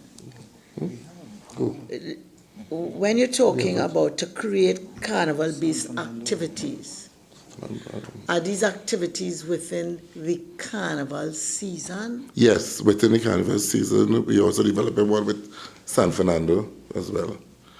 Yeah, we basically we started with those who we have to have an intimate relationship with based on the venues. Right, so for carnival we use like about seven or eight venues. One is definitely down in San Fernando's Canals Park. So coming out of that, they have ideas, we have ideas with respect to what can happen for Carnival and what could benefit both parties and the country. I am extremely confused. Okay. Just 1 minute. Yeah. Sorry. And maybe if I say why I'm confused, then you all could help me. We first started with a MOA with the Mayor of Port of Spain for Carnival 2024. Yeah. Now, my understanding is that Port of Spain is a big part of Carnival Monday and Tuesday in any event. Okay, you have downtown, which I think is under the aegis of the Port of Spain City Corporation. Port of Spain City Corporation, yeah. Right? Yeah. I might be wrong about Adam Smith Square, but I think that is also under Port of Spain City Corporation. Yeah, also under Port of Spain. And I might be wrong about Victoria Square, but I think that is also under Port of Spain City Corporation. Mm-hmm. Okay? So those already exist. It exists, but we had some challenges with respect to the relationship, and that we have ironed out this year for 2024. So what is the unique carnival-based activity that you created with the Port of Spain City Corporation based on your primary objective one to achieve that goal? That's what I'm trying to find out. Okay. Madam Chair, we have a synergy with the Port of Spain City Corporation because we share advertisement on the street, we share the streets, we share all the things that we do in Port of Spain along with them. They get a percentage of whatever and we get a percentage of whatever. Those are the agreement that we make with them. And in terms of the uptown and downtown and across town committees, they are all controlled. They are part of the Port of Spain City Corporation, which are managed by us, and the activities that goes on in these places are done by the National Carnival Commission. In San Fernando, we do the same thing. In Diego Martin, which is now a borough, we do the same thing down there. And all through these corporations, we form part of the organizations for the carnival. That is basically what we call the regional carnivals.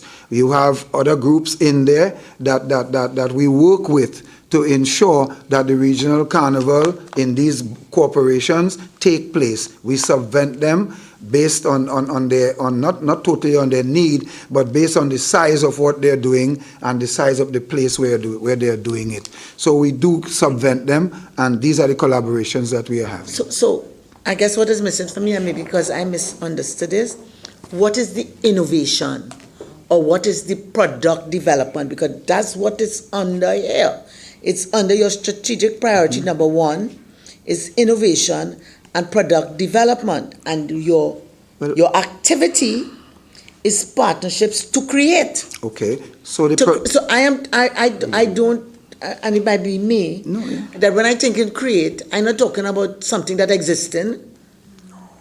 It's under innovation and product development, and it use the word create. So it to me is something new. Okay. Then your second objective is new product development plan to create 3 new or significantly enhanced carnival products each financial year. And this is your strategic plan. You've marked identified periods, so that I'm trying now to get the specifics of what these things were. Well, as you may very well know, that some of these carnivals are very small, or they were smaller than they are now. And we have done innovation, meaning that we have given bigger prizes, we have given them...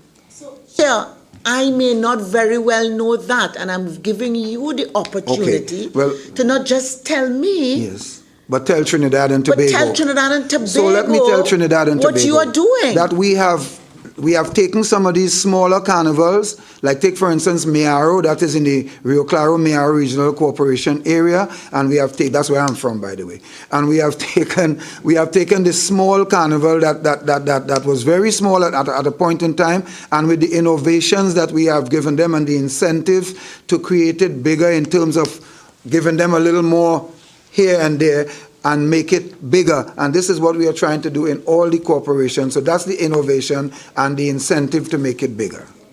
All right.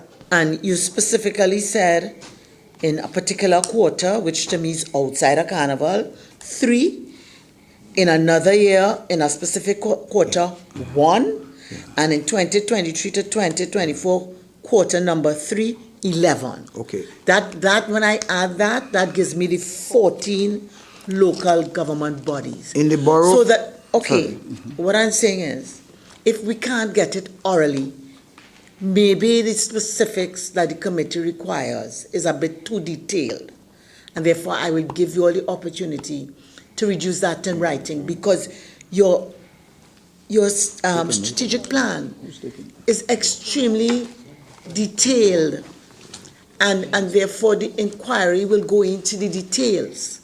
Okay, and having regard to the fact that these were questions given to you before and answered in my respectful view, in very generalized ways, the committee therefore wants to give you the opportunity to give the details which I'm sure exist and of which you should be very proud of. Okay, so okay, we are going to give it to you in writing, but just suffice it to say that let's take for instance the borough like of Point Fontaine, where we have Borough Day. The NCC is having, and we are working on it with an intervention to turn it into a real big carnival. And that's one of the interventions that we are having there, and one of the innovations that we are having to make it bigger and better. There is another one that happens here by the Oval on Republic Day, and we are going to invest into that to make it bigger and turn that too into a big celebration, something like a mini carnival, much bigger than what it is now, and that is some of our innovation that we are working on. Thank you very much, Mrs. Webster Roy.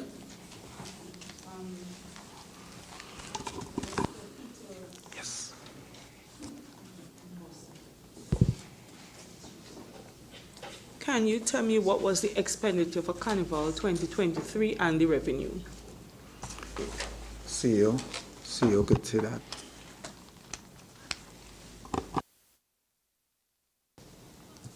Expenditure for Carnival 2023 was 186 million.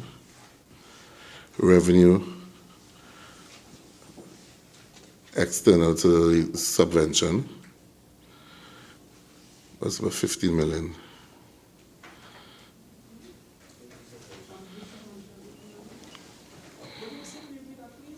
Revenue external to subventions, outside of subvention, it's about 15 million. Yeah. Yeah.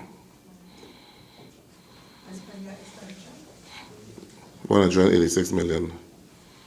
What plans you will have to increase revenue? Well,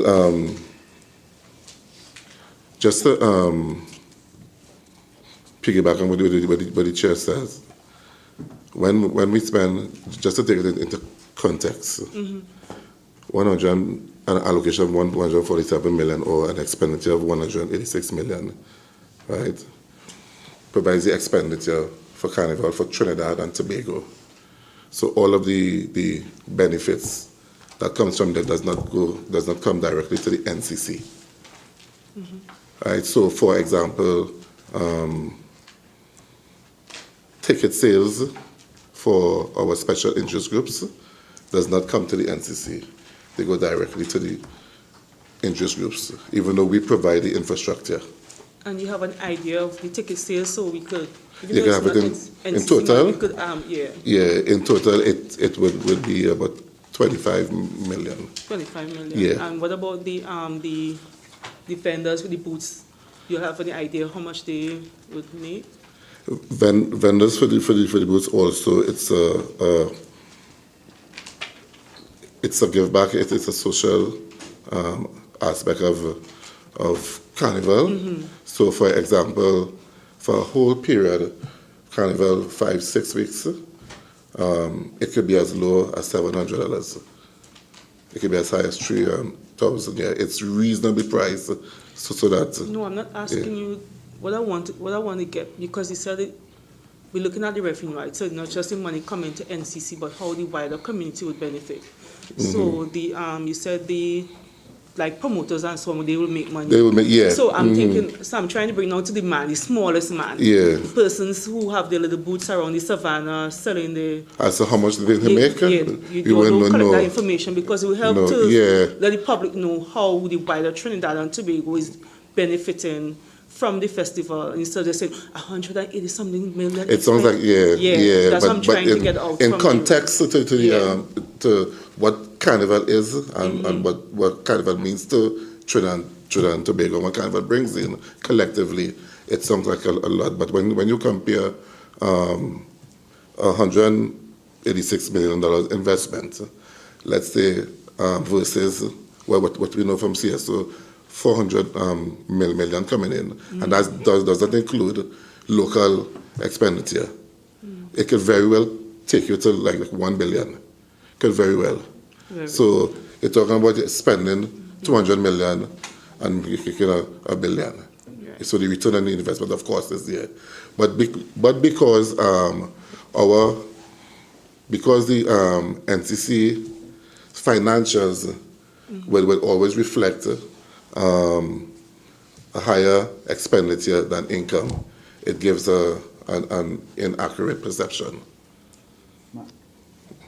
And that's why it's so important for NCC to let the wider public understand. Yeah, because there is a gap with understanding the role of NCC. And Madam Minister, let me just put it the other way. The NCC is the largest temporary employer in Trinidad and Tobago. We employ literally thousands of people in 3 months, in a 3 months period. That $150 million that we are given doesn't come to redound to the NCC per se. It goes to all the aspects of Carnival, including the amount of people that we hire. All the people in Trinidad and Tobago that participates in Carnival, whether they are mass makers, whether they are dancers, singers, builders, people who put down all these stalls and all of that, and they make money. That money pays all of them. So by the time we finish, there's nothing left from that at all. And I want to say it, since Trinidad and Tobago is listening to us, that money, that $150 million that we give, goes to the public of Trinidad and Tobago. It goes to the citizens of Trinidad and Tobago who we hire to work during the period that is Carnival, including all now, right now. We have already hired people, and people are working. We ain't get our subvention as yet, but they have to keep on working, because all the things that we have to do, and we will always be owing people, because our subvention is always late. So if we wait until we get up our subvention to start doing things for Carnival, there will be no Carnival. There will be none whatsoever. So we have to start doing these things now. We hire people all now. Right now as I speak, it might be a little late, but right now as I speak, there are people working, doing Carnival things in preparation for our Carnival. And that is how it is. Chair, in fact, if we look at there's an expenditure statement for Carnival 2023. Yes.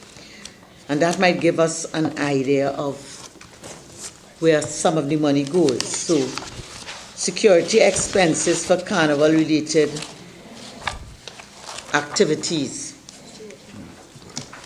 You have over $4 million. Yes. You have over $35 million for other contracted services, Yes. including rental of chairs, tents, tables, etc. Okay, you have another $6 million plus for recurrent personal costs and short-term employment specific to Carnival. So there's an idea from this. But what I wanted to ask to the acting CEO, I think I heard you give a figure of $186 million as your expenditure for Carnival 2023. Am I correct?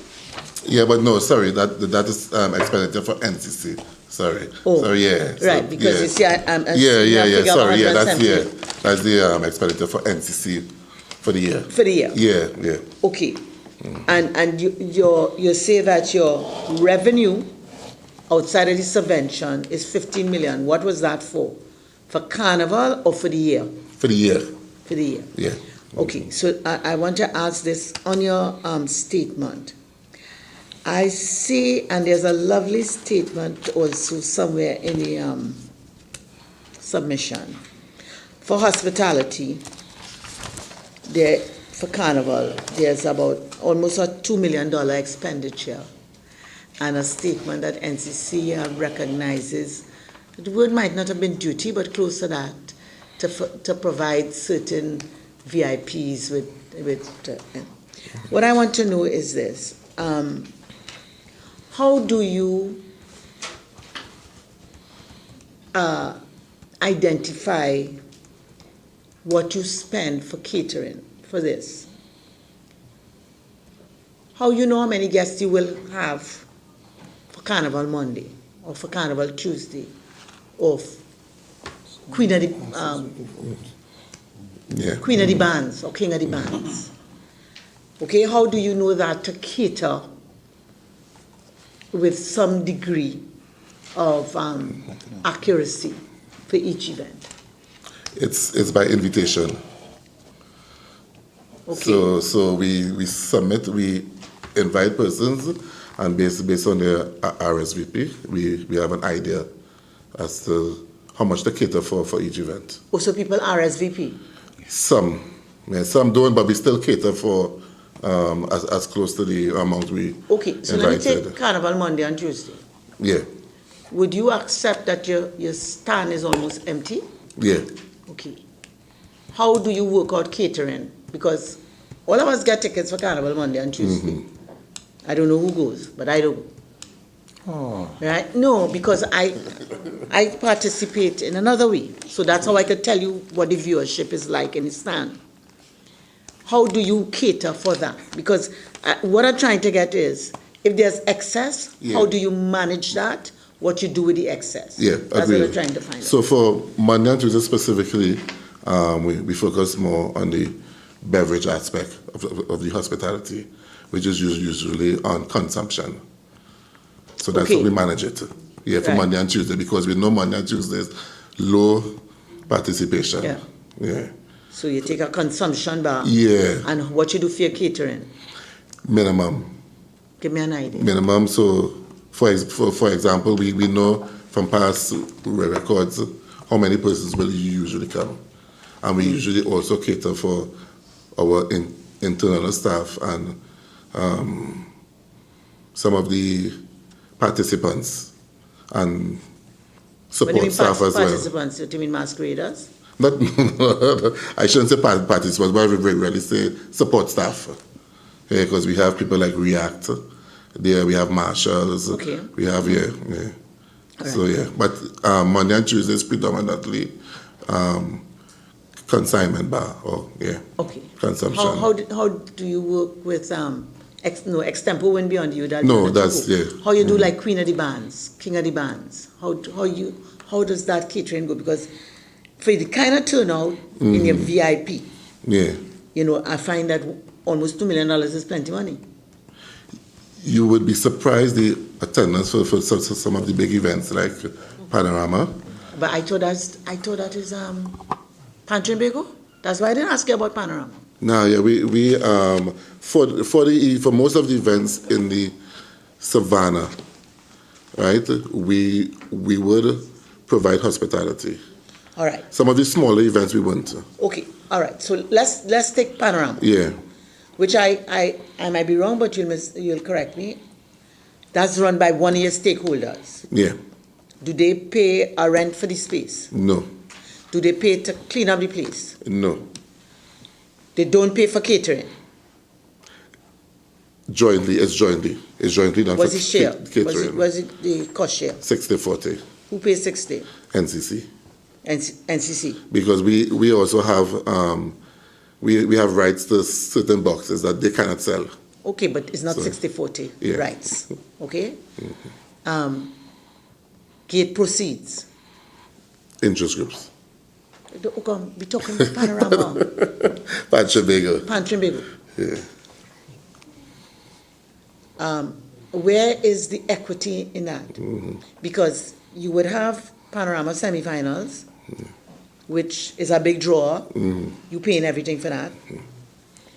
You have Panorama finals, which can't compete with any of the shows you have as full, in terms of attendance, yes.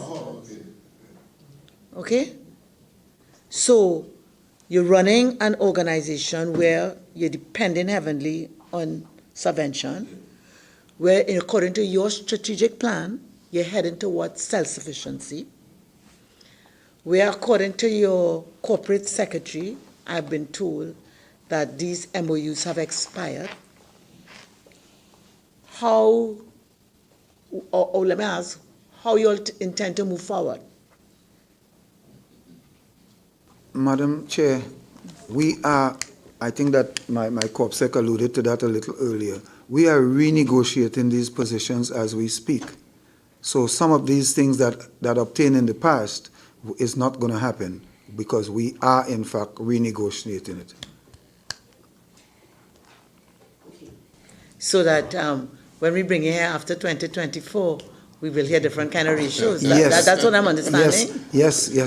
And since we know that the details is so good, we'll make sure that they do it. Since you know? Since we know that all the details have to be given so well, yeah. We will make sure that it happens. I hope that they're listening too. So when we go into the negotiation table, they would understand where we're coming from. Okay. All right. Thank you. So, Mrs. Morris-Julian. Thank you, Chair. I have two questions from the public, if you mind, Madam Chair. First question. What is being done to archive carnival footage of the past and make it available to the public?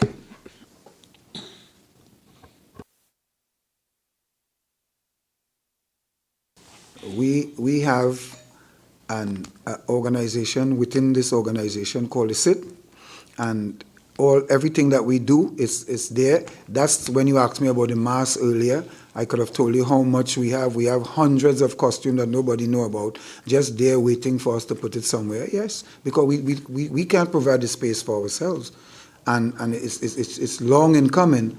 Even though we keep asking, but it's long in coming, so we don't have it. So yes, it's well documented. Okay, well, I think they're also referring to, through the chair, the digital archiving of the footage. Is that being done? Yes, do you have is. a partnership with TTT, for example? Yes, we do. Okay, so could we just get some details on that for the public, please, and then I'll go on to the next question. Well, we do have an agreement with TTT, and we hire other people. I can't remember the name of it, Mr. Philip and they, who do all the archival work for us. And we have the SITs. All right, do you have someone who is an archivist, somebody who is doing this and is hired by the NCC? Yes, it's led by Mr. Moore. Okay. All right, if possible, could we get more details about that in writing, submitted to the committee? Okay. And public question number 2, does NCC or the ministry tax private carnival bands or fete promoters who we all know make a mint during the carnival period? Is there any give back, any? No, we don't tax them. Like I said earlier in this conversation, that's private. And what we do is we charge them for utilizing our facilities. But in terms of taxing them for putting on their fete wherever they're doing it, no, we are not. We're not authorized to do that. It's a private thing. Okay, thank you very much. But Madam Chair, before we go, I was happy to note that the chairman of NCC said that there is a good relationship between the Ministry of Tourism, Culture and the Arts. But then in question 2.8, insufficient interconnection was the term used regarding tourism product and carnival product. So, one, through you, Chair, I would like the ministry to let us know how they could develop a better interconnection between the tourism product and carnival product, and then if we could hear from NCC, the same question. And what are the benefits of this particular collaboration? Who's first, me? Yes, sir. Oh. Well, the benefits of the collaboration is to have a better product and a better tourism product. Carnival is already the largest tourism product we have in Trinidad and Tobago. So if we have that kind of synergy that we are talking about there, it would mean that the product itself would be better. And when we talk about a better collaboration in terms of the tourism product working with us, apart from Carnival, is that we need to get other things from the Ministry of Culture, the Ministry of Culture and Tourism, so that we can have archival work from them as well. Like take for instance, when I was in Colombia, right? It was Carnival, but the Ministry of Tourism there, on everything that they do Carnival, I mean they might be doing it different to us, but on everything that they do Carnival, they show you everything that is tourism in Colombia, so that you can attend it. That synergy is there, which we don't have in Trinidad and Tobago. So that is what we are looking for. Like both products are intertwined because Carnival is already a tourism product. So we need all the other aspects of tourism to be intertwined with what we are doing so that collaboration could bring in more into the country. Madam Chair, if the ministry could just comment on this interconnection and what support they have given to NCC or they plan to give to NCC as they move forward? Sure. Thank you for that question, member. So the ministry has been working closely in collaboration with the National Carnival Commission to develop and enhance the tourism offerings. Right? What we have been focusing on is on our local sites and attraction. The government has invested heavily in developing infrastructure throughout the country. There was a recent upgrade of the Vecini Beach facility, the Maracas Beach facility, certain locations within Trinidad and Tobago to improve our tourism offering. So when people come for Carnival, it isn't just mass, but there's a lot more for them to do outside of the Carnival, and to encourage them to come back to Trinidad and Tobago. Okay. Chair, it just occurred to me in terms of all these lovely historical costumes. I guess you have George Bealey and Saldina and them. But what I wanted to find out is that stored. Yes. I don't know, but certain things, if you don't store them properly, disintegrate. Right? All of us learned that with our shoes in the pandemic. Right? So, in terms of all these things you have in storage, are they properly stored? Madam Chair. Because I see one of your challenges here, facilities, dedicated storage, yes, with adequate and appropriate storage equipment, yes, shortage of specialist equipment, lack of modernized storage facilities, and so on. Madam Chair, I am so happy that you asked me that question, because just before we left the office to come to this very meeting, we were at a meeting with Mr. Clarence Moore, who insists that if you didn't ask it, that I bring it up. Because while we do have the costumes and we do have everything, we do have inadequate storage, as you would say right there, and we do have inadequate technology which exists. But in order for us to get those access, those technology, to make sure that it's preserved in the right way, we have to be subvented to do that. Because as you see, we are not a real money-making institution, the NCC. We are money spending. Yeah, but I mean, I appreciate that. But I come back to the original question. We have a lot of things just stored up, hoping to put them, display them in the ideal circumstance. But by the time we get that ideal, everything disintegrates. And I'm wondering, in all of these partnerships that you all have stressed in your strategic plans, there are lots of spaces that are available that whether you all have considered, whether it's just on a seasonal basis, entering into some sort of arrangement where some of your things on some rotation could be displayed. Central Bank has a museum or a gallery. Parliament has a gallery. We have the Magnificent Seven, okay? Where, again, with the same carnival product, and this is state to state, so it didn't have no expense. People might jump at that opportunity that as part of Ministry of Tourism is here and Culture, part of the whole carnival product. And I think we had it, maybe it was for Carrie Festa or one of those places. Where in viewing the Magnificent Seven, you're also viewing all these costumes. So if at the end of the day you never get the space and they deteriorated, people would have seen it, people would have taken photographs and that sort of thing. You could have interactive things where all your video footage is being done, shows, mini shows. Where's that under innovation? Madam Chair, from time to time we do all those things that you're saying there, maybe with the exception of the digitalization. We do all those things. So if you go at certain places at certain time, you would see our costumes displayed. I mean, anybody who come through our airport, I've been trying to get us to have our masks displayed permanently in the airport because Trinidad and Tobago is the home of Carnival. This is the mother of all Carnival reside here. And I've been trying to do that, but try as I may, there are always roadblocks to one thing or the other. They'll want to do it for Carnival, and after Carnival, they want you to take it down and put it wherever. For Carnival, all masks come to life. But after that, they want you to remove it for some reason or the other, not reflecting our home of Carnival.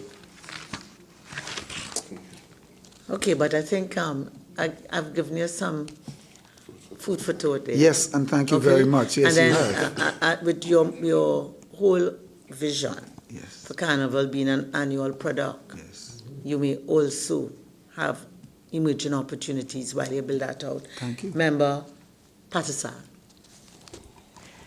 I thought, thank you, Madam Chair. I thought that was a good point about the things that are there for Carnival, and when Carnival is over, they take it down, because I'm looking at the point about NCC maximizing on the unexplored potential, and my question was, has NCC identified what that unexplored potential is? Because that ties into the question of what is Carnival, right? So defining that becomes important if you're looking at having this thing as a year-long process, right? So, because we're also circling around this issue of preservation versus innovation as well, right? So you seem to be saying in one breath that we need to preserve our culture, but then in the next breath we're talking about innovation. So those things need to be clear for me, right? Just as a way of clarifying. So I feel like and these are just thoughts that I'm going to throw out, right? That before you begin, for instance, the first goal that you have is to increase revenue from carnival activities outside of the carnival season, right? What do those activities look like? Because people use the goal, right, to increase revenue, right? What would those activities look like? Because people, when the carnival hype is up, people go to the panyards, people go to Panorama, that sort of thing, right? When it's outside of the carnival season, how do we, what are those activities going to look like, right? So that's one question. And if I may, the other question.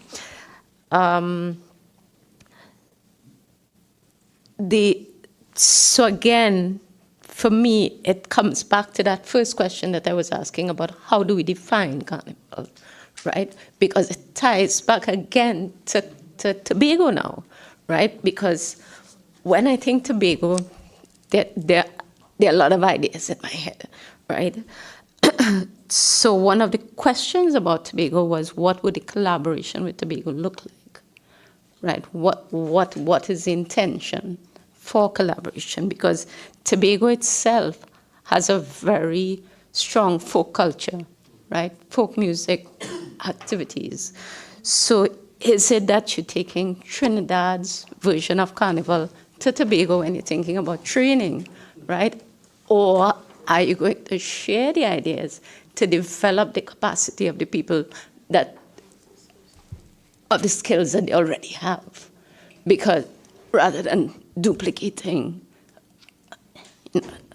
a Trinidad carnival. So for me, the important terms to define would be how you see carnival, what does national look like, and what does cultural look like. How do you define those terms? And those are very slippery terms, I know that, right? So at least in some way to have some kind of definition that could pin it down, because that is going to guide, in my mind, how you innovate, how you produce. It guides the research, the marketing, the advocacy, because I see that one of the problems is to convince people that this thing has value. So defining those, I feel, it's important to getting to those steps. I know I throw out a lot of questions. It's a lot, but let me try to see if I can answer some of what you asked me. In terms of Tobago, well, first of all, let me say to you, what we do at the National Carnival Commission is sell Trinidad and Tobago type carnival. So we have to get that clear from the get-go. We sell the product that we have at our disposal is Trinidad and Tobago type carnival, which we have been selling and continue to sell around the world, and which has been accepted. But anywhere that is accepted, they are free to imbue it with whatever their natural culture is, and they want it to be a part of it. But all we can sell, because we are not part of exactly what they have, they are different. Tobago is different to Trinidad, of course, like you said. Tobago has a rich culture of their own and which they express. I mean, when you think about the Tobago Heritage Festival and stuff, you can see all of that. This is what Tobago has. So when Trinidad type carnival is what we would sell. So what we would sell Tobago is Trinidad type carnival, and Tobago would put whatever they want inside of it to make the difference, like every other place will do. That's what they do anywhere else. They put their own type, but what we sell is Trinidad and Tobago type carnival. It is a unique carnival to the world, and they love it. The world, fortunately enough, have graduated. They have gravitated to our type carnival. We're happy about that. So that's what we really sell. What's the other question? What would it look? Well, that was what would it look like. So I don't know exactly what it would look like. Maybe a Douglas carnival or something. When they put what they have in ours, when we put our Trinidad and Tobago type carnival and they imbue it with what they have, so then we would have a crossbreed carnival, which is what I would love to see as well. So I welcome that. Member Hislop? Thank you, Chairman. We go back to what is our carnival, and one of the key things, and Chairman, you could speak to this directly. Along with my colleague from Tobago East, I also admired you as a Calypsonian. I think you're one of the best that the country has produced. But one of the things that make our carnival unique is the Calypso tent. And what is NCC? I know that's the remit of TUCO, but TUCO is also part of your committee. What is the relationship between the NCC and TUCO as it relates to rebuilding and strengthening our Calypso tents and our Calypso art form? Because even when you look at the Calypso Monarch, the kind of numbers that we were accustomed to see in the savannah during Calypso Monarch, the numbers are dwindling, our Calypso tents are dying.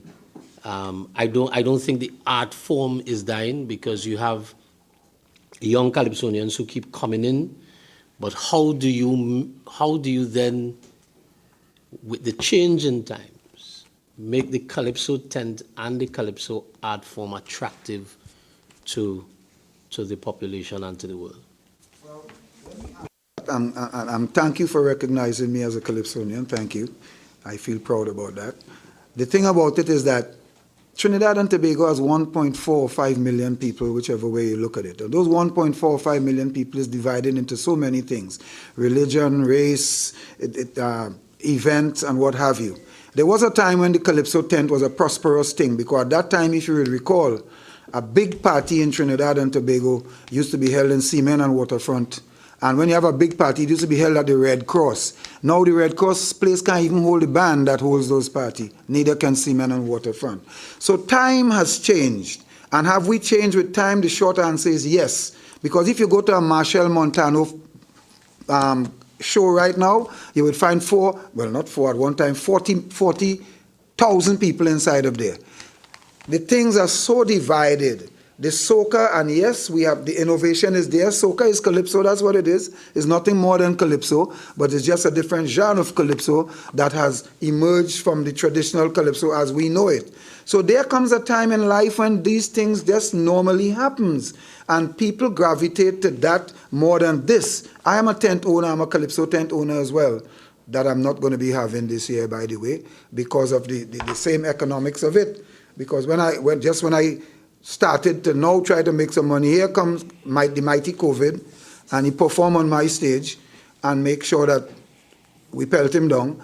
So that means since we pelt he down, I think nobody want to hear nothing but he and anything else. But he has left a bitter taste in all our mouths and our pockets. So that's the same thing that happened to the Calypso tent. The Calypso tent is not without innovation. If you look at the Calypso house tent this year, you will see there was a big innovation that they were having, all the things that they were trying to do. It didn't work, but they're going to have to try something else. But because of the division in the population in terms of a small population with so many people that has to do so many things. In the days when Calypso tent used to be filled, I used to do 2 shows in a Calypso tent in one night, 3 shows sometime.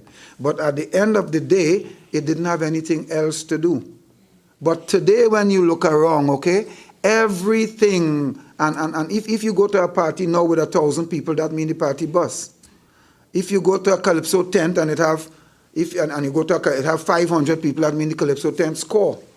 Because times have changed. And those are the things that will always change. Maybe in some time to come, Calypso tents would make a revolution and come right back around. But as it is now, Calypso tent time has gone a certain way, and we have to continue doing it because we're trying to bring it back.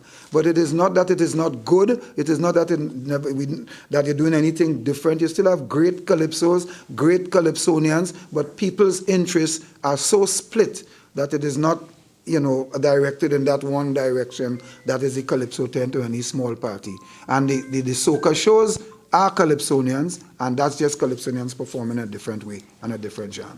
Just to follow up on that, Chairman, how are there tents that are funded by NCC or TUCO subvention? Every one of the tents that we have in Trinidad now is funded through TUCO.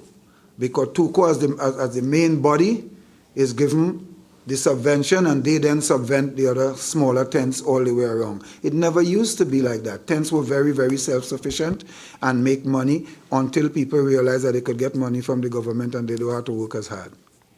But do we, in terms of the revenue, do we know the numbers in terms of the? I can't give you that because I could have given it from my own tent, but I can't give you it from the other tents or what they're doing. I can't. Is it possible for us to get it, since as you are? Well, we can ask them to submit it to us. It's not something that we generally do, but we can ask them to submit it to us, and then we would more than be willing to give it to the committee. Okay, thank you, Jim. Thank you, Jim. One last question, Jim. Sure. This is off the tents. What kind of numbers are we expecting in terms of arrivals? We have for 2024 in terms of visitors. Last year, we got the CSO last year. Last year we had about 30,000 or 30,000, and we're trying to raise that by about 15%. Okay. Our goal is to raise it by 15%, and if it raised by 15%, it is the carnival what caused it. And I think, Chairman, that goes back to a question that was asked earlier. How do you measure your marketing? This CSO? Because not the CSO measures what comes in. Oh, okay. Right, but how do you measure? How do you set your targets in terms of, all right, we're going out to New York. Yeah.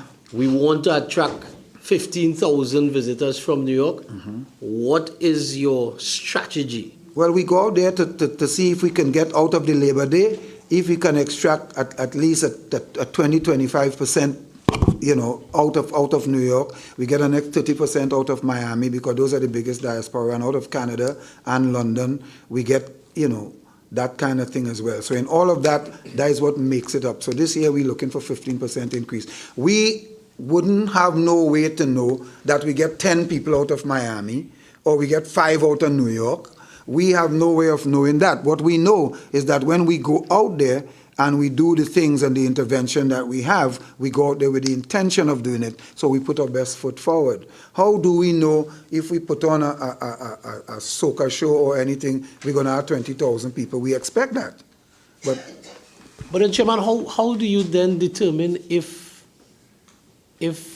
you need to shift your strategy from one carnival to the next, so that if your target, if you're saying you're trying to pull 15,000 people out of New York, how do you know that you're not putting money into a black hole if you can't measure what you get out of New York? Well, some of these things, some things that people do right, comes by intuition.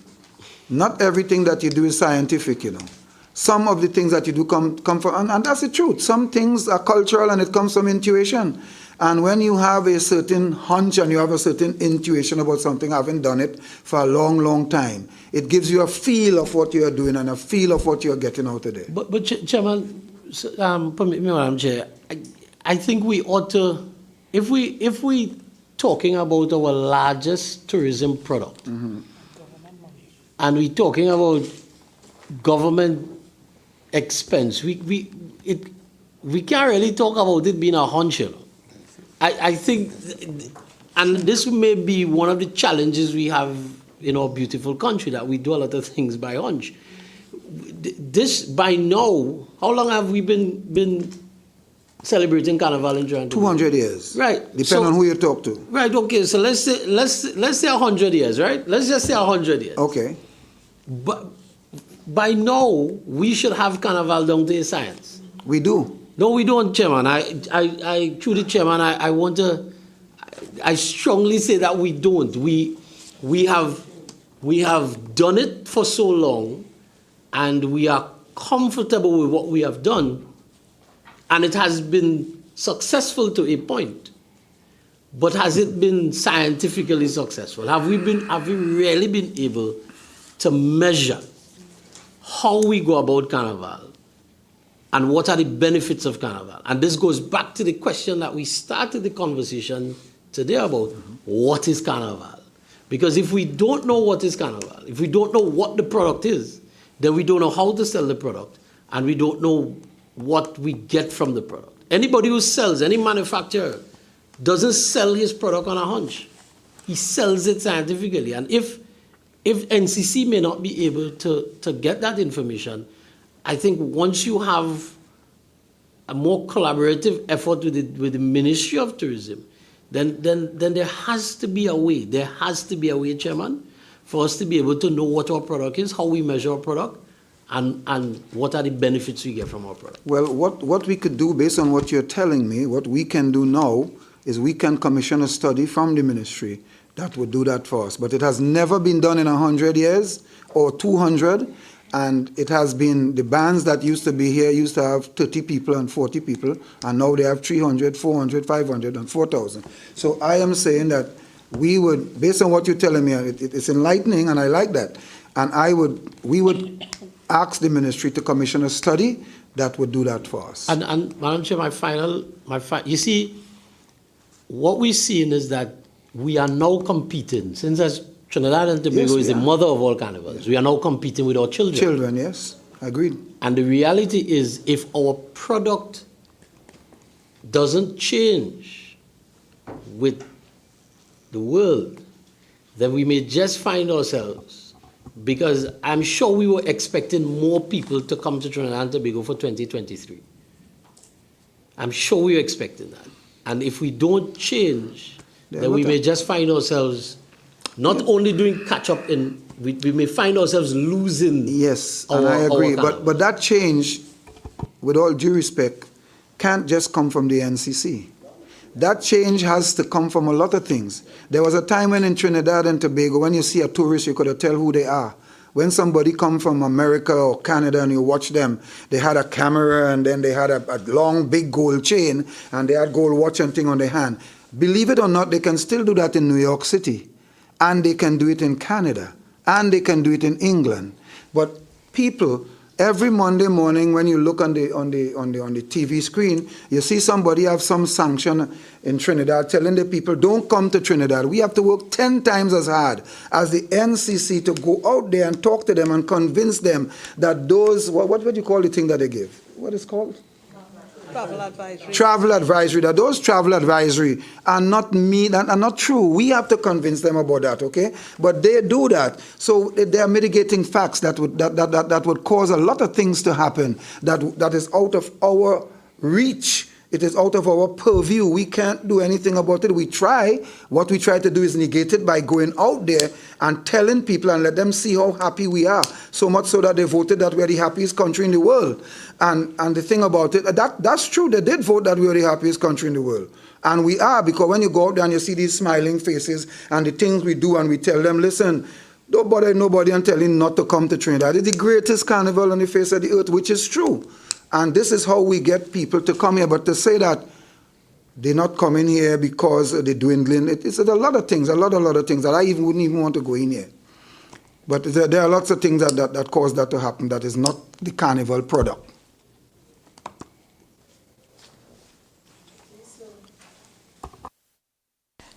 Chairman, so thank you. I just want to carry the conversation in another direction. And maybe this is really for the CU. In terms of, I saw in July 2022 that you all had hired the internal auditor. Do you still have an internal auditor? Yes. Yes? Yes. Mr. Jones. Right? Yes, Mr. Jones? Yeah. And what sort of staff, support staff, does the internal audit unit have? To you, Madam Chair, thank you for the question.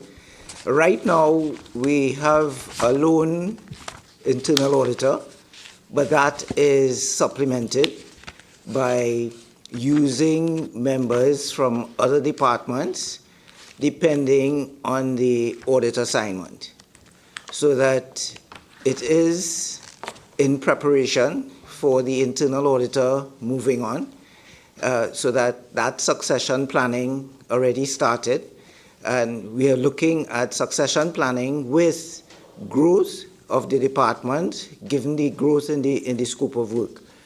One of the pluses that I had when I came to the NCC was having the benefit of the suite of recommendations that the Public Accounts Committee, your committee, provided us with, so that the focus, Madam Chair, was to make sure that we address those recommendations, because basically they were corporate governance foundation issues, and we have been in a position, I thought you would not have any questions to me, because we have been able to address, as the chairman said, most, if not all, for those that are considered light switch type activities, we were able to address those. You have others that are requiring a lot more time and effort, and we have those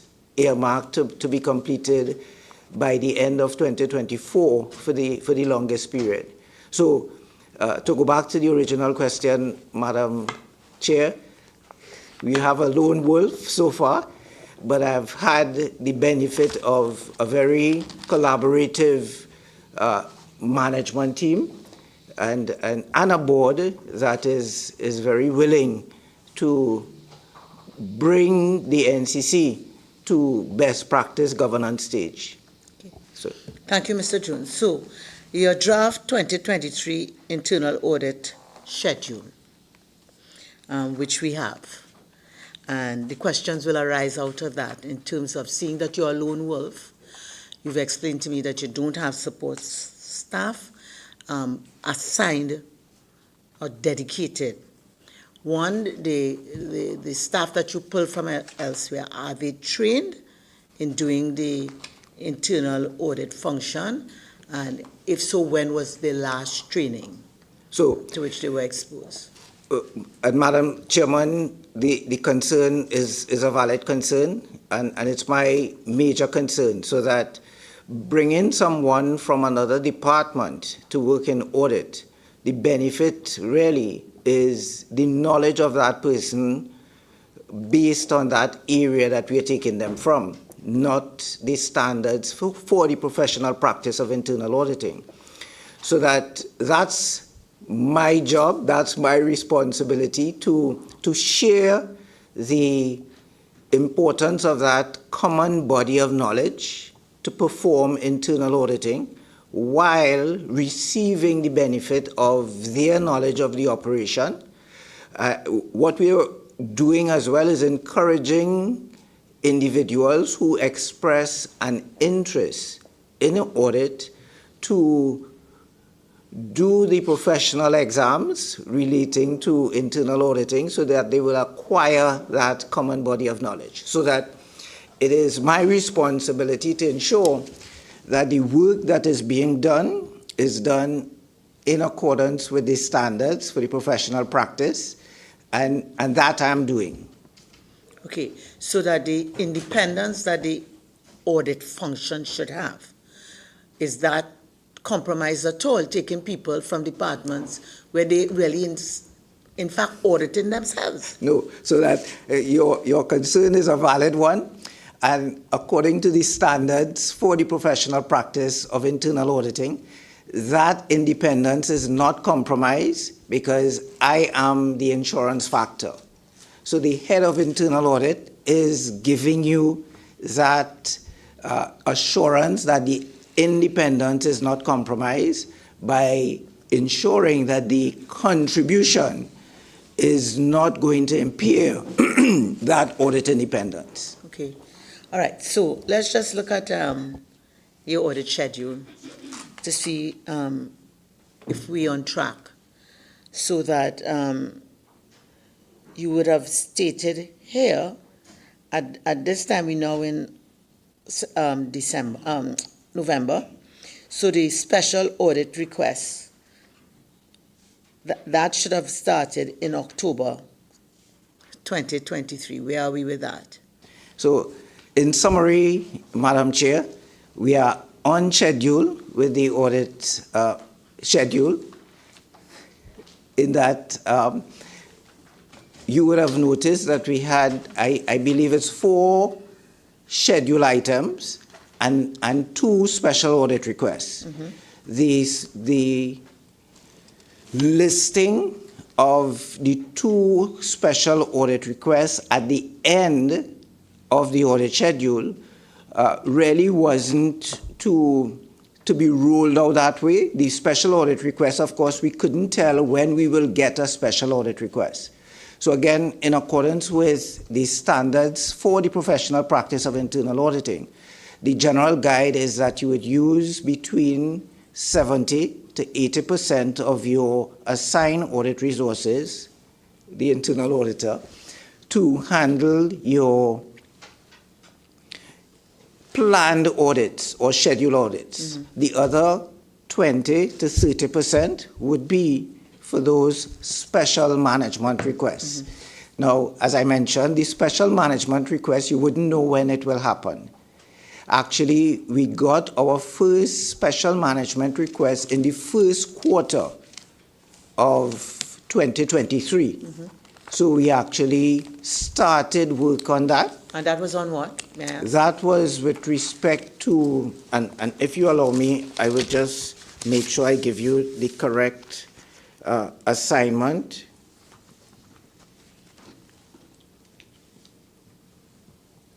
So it was to do with the RCC disbursements. That's the Regional Carnival Committee disbursements. So that there was a special request from the board to look at how we disburse funds for the RCC. Actually, Madam Chairman, that is where, and I say we meaning audit, use the personnel from finance to complement the audit resources, so that we use someone in finance who is with the understanding, the knowledge of the disbursements, and we use the internal auditor with the understanding of the audit standards to execute that exercise.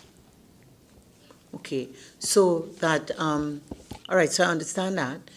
Were your findings, have you findings completed with respect to that special audit? Yes, so Madam Chairman, we had the opportunity to go in and we issued an interim report by the end of the second quarter of 2023. And because of the carnival season, we decided to do that interim report. And we are at the stage now, Madam Chair, where we are completing that audit assignment. And based on our estimates, we should finish that audit assignment by the end of November. So those findings, therefore, should be available to inform the board with respect to the disbursements coming 2024 to the regional carnival committees. Totally correct, Madam Chair. Okay, all right. So in terms of overall, because you have a program where you had administrative issues, you had strategic goal performance, excellence, strategic goal commercial partnership, strategic goal research, marketing, and advocacy as your audit. How was that program developed? So one of the principles of internal auditing is, and corporate governance in general, is to ensure that you select what you're going to look at on a risk basis. So because those strategic goals were considered high risk to the NCC, they were selected as a result of that. Okay, so thank you. So as far as now, what you tell me is you had to divide yourself 20% to do that special audit, right? Because 20% of your resources for special audit. In terms of, did that special audit coming in January, did that compromise the other scheduled works in the program in terms of getting them done according to the schedule?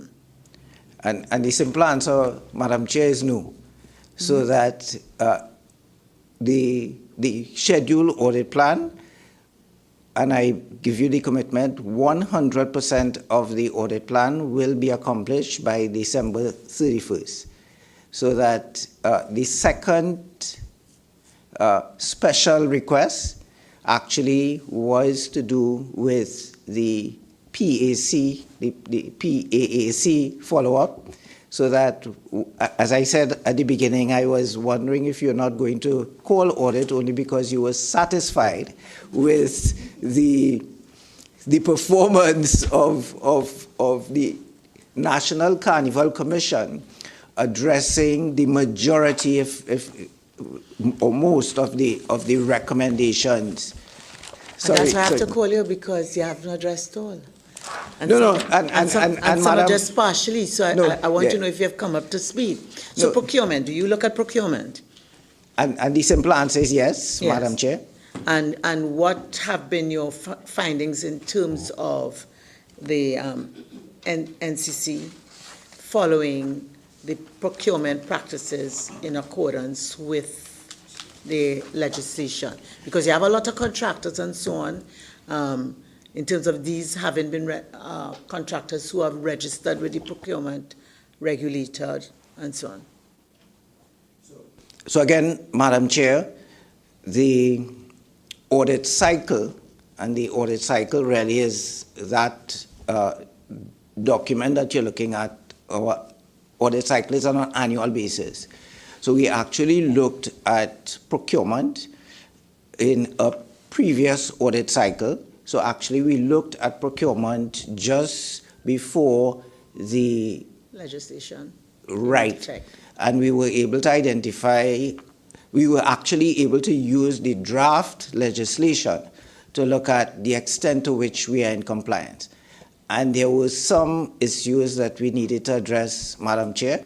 And of course, that report would have gone to the audit committee chair, our board, members of the senior management team, and of course, the manager of procurement. Again, just following a basic audit principle of distribution of that information to those with a need to know. Have those issues been addressed? We are yet to go back to address the audit follow-up to determine, Madam Chair, but what I would tell you is based on our verbal communication, we believe that the majority of those issues were addressed. All right, and having regard to the fact that you said that the audit was done prior to the legislation coming into effect, the follow-up audit, is it going to be done within the schedule, or it's in next year's? So more likely than not, Madam, it will be in next year's schedule. Yeah. So, and unfortunately for us, next year's schedule starts in 2 months. Yeah, well, as in New Year. Sorry, As ma'am? in New Year. Yeah. So I'm saying we are very fortunate. Okay, so that in terms of that, what I'm trying to find out where therefore will be the procurement, because let's say that is more likely going to be a special audit, that follow-up. Where is that going to be placed? Because you already know you have to do it. Right. So that, Madam Chair, in scheduling the audit, and as you mentioned, more likely than not, it's going to be a high-risk area. Because when you strip down the NCC, it is really about, to a large degree, procurement.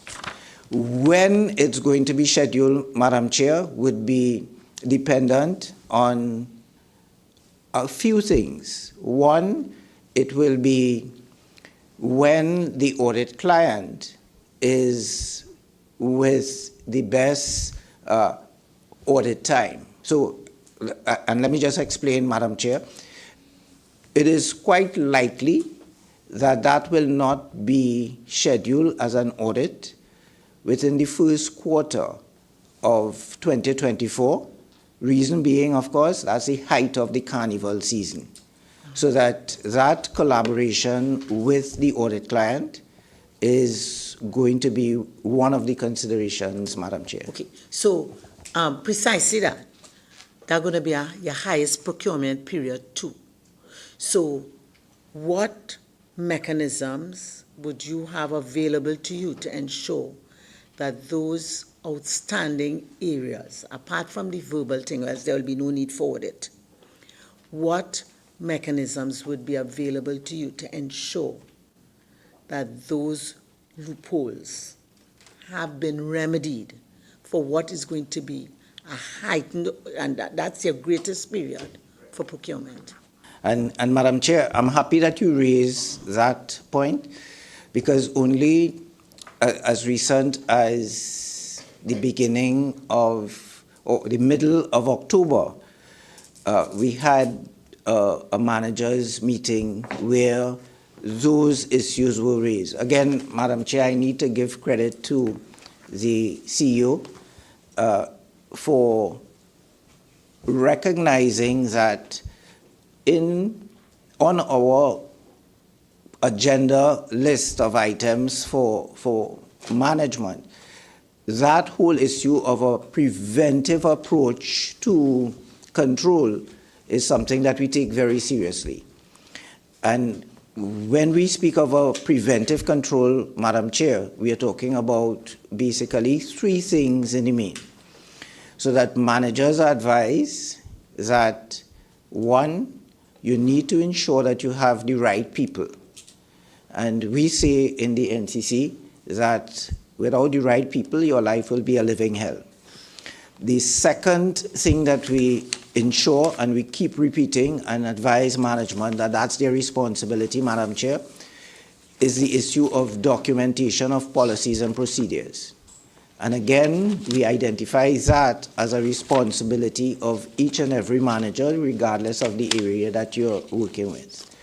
The third area, Madam Chair, that we stress is the issue of training, so that we emphasize, and again, I need to congratulate the CEO for that support, that managers, as first line of defense agents, need to have that training of their staff on a continuous basis, so that the focus, Madam Chair, is on prevention, and of course, thereafter we have correction, and thereafter we have detection type of controls, and then we have correction control types. Okay, so when last has the staff been, and that might be more for maybe the CEO, has been exposed to training? What type of training? And for 2024, what training plan? And maybe we will take that CEO in writing. Sorry, okay, no, Yes? but I could answer the first part Yes. of it, Madam Chair, and you realize that I'm a bit eager and excited, and again, no, and in all seriousness, I need to congratulate the CEO and the board, because one of the items on the partly addressed list of recommendations, Madam Chair, is the issue of the conflict of interest and the anti-fraud policy. So that the board approved those two policies, Madam Chair, in July, end of July this year. And we are happy, proud, ecstatic to say, Madam Chair, that we were able to roll out those two policies to the entire staff of the NCC by the end of September. Of this year? Of this year. So the board approved the policy in July, the two policies. We started rollout in August, and we ended in September, at the end of September. So I just thought I'll address that first issue. So again, Madam Chair, audit's view is if we have to change the culture to one that is more of best practice corporate governance, we need to demonstrate that. So that audit took it upon ourselves to design the rollout, to coordinate with HR, and again, I need to compliment HR on doing an excellent job in terms of the administration part of it to make sure that we were able to roll out to all. And Madam Chair, the belief, the thinking is that that model would be used for continuous training at the NCC. Okay, so thank you. So CEO, I will still expect you to do the other. Yes, please. And I think, Mr. Jones, this is for you. I'm happy you spoke about the anti-fraud and so policy, but in terms of what is the status as the fixed asset register and the risk management policy?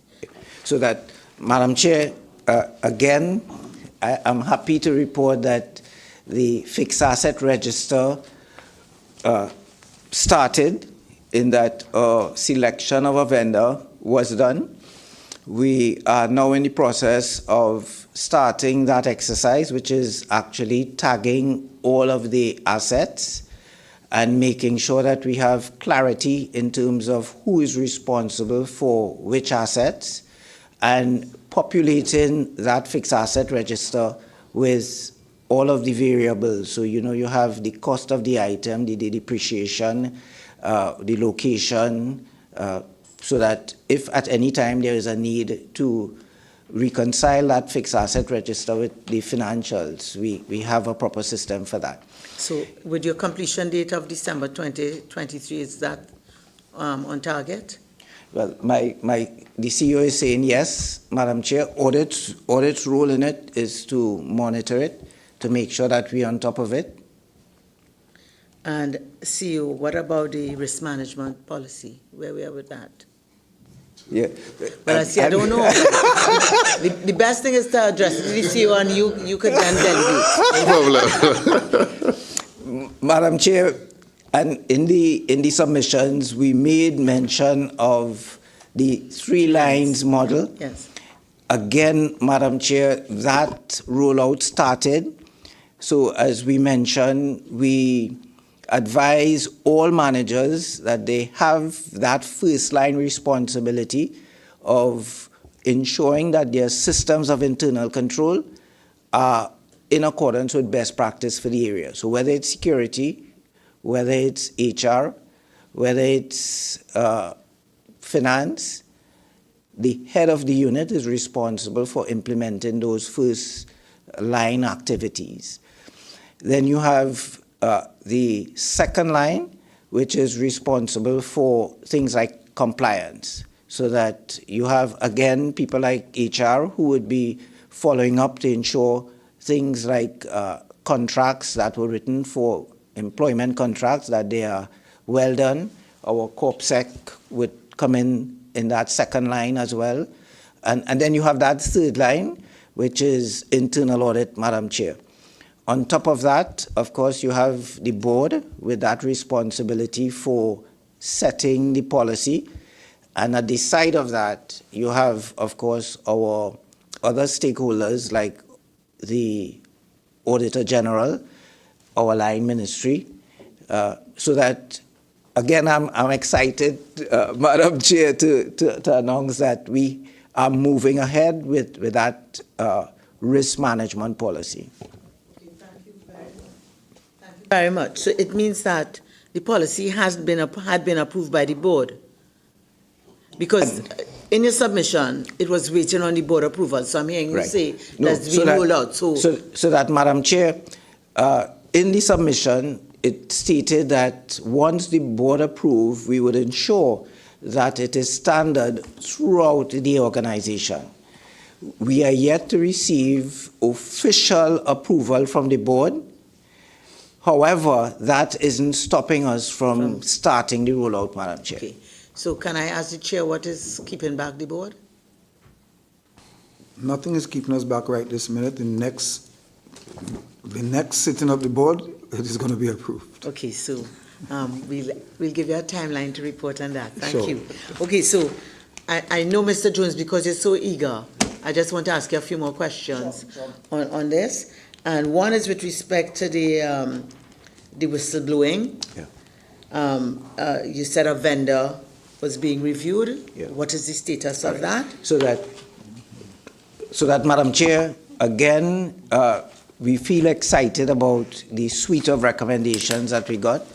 The whistleblowing system, and it might sound like if I'm giving a lot of credit to the CEO, But the CEO was ready to say, let's go with a system that we saw with 24/7 access as a whistleblowing system, reporting in multiple languages as a whistleblowing system, having multiple reporting formats, providing training, Madam Chair, providing posters.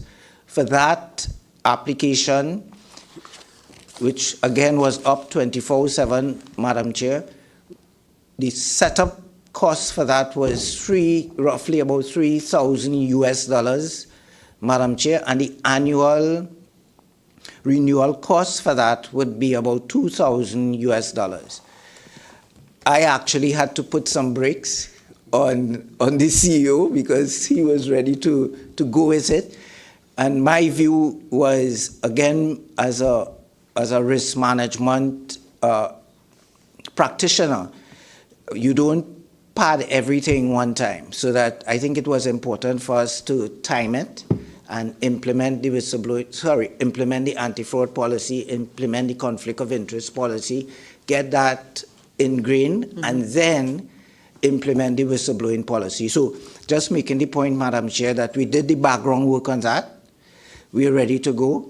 We believe we have an option, but of course, we just need to make sure that the timing is right, Madam Chair. And you estimate that timing to be when?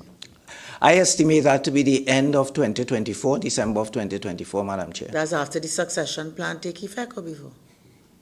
Well, hopefully the succession plan will be so effective that it would not, it wouldn't impact. Well, it still didn't answer my question. I didn't ask about the impact. I asked if it's after or before. Well, hopefully it would be after. Okay. All right. So it means that you might have to move it up because the CEO is ready. Yeah. All right. Okay. So I would ask though, Mr. Jones, in terms of if we'll take this in writing, this is with respect to the strengthening of the internal controls at the NCC. Now, I see it was partly addressed, and you have listed the areas that have been addressed. What I would like to know are what areas are outstanding and an estimated timeline for when those would be put in place.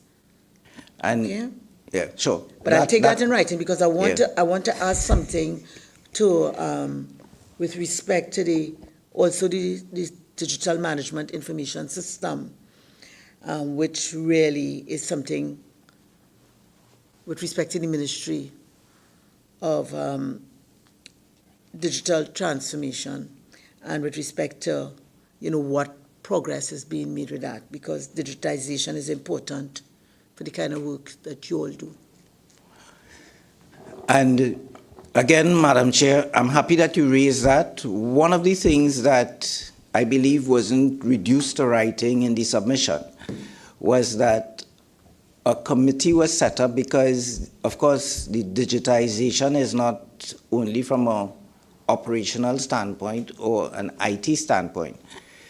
And more so now, where we have so many cybersecurity issues, a committee was set up to look at it from a holistic perspective, Madam Chair, so we can provide you with that committee and the mandate given to the committee and the timeline that would be given to the committee as well. All right, so it means that June 30th, 2023 date was not met? Definitely not, Madam. Definitely not. And therefore, you would also indicate to us what the challenges, what the challenges were. Right. All right, in dealing with that. Of course. Sorry, Madam Chair. Okay, and in terms of this, I would like to see you in terms of, your strategic plan and the rollout of the plan was done in such great, detail, so that overall, because remember your strategic plan should be, it covered up to next year. So one, I'm sure everybody's going to tell me how the pandemic impacted, all right? So what I would like you to address for us is in terms of where you are now, in terms of the 6 strategic pillars, where you are now, how you intend, if at all, to make up ground to achieve the objectives of the plan to 2024. And if there have been annual reviews that inform going forward. All right? It means that in any event, your plan is up in 2024, so I guess you're supposed to be looking to review it, to put in place your new strategic plan. So if you could get that in writing, having regard to the time of the meeting. Can I ask my members if there's anything else? There are plenty of things we have to ask, yeah? But we'll give you all in writing. Anything else any member would specifically like to address? No? All right.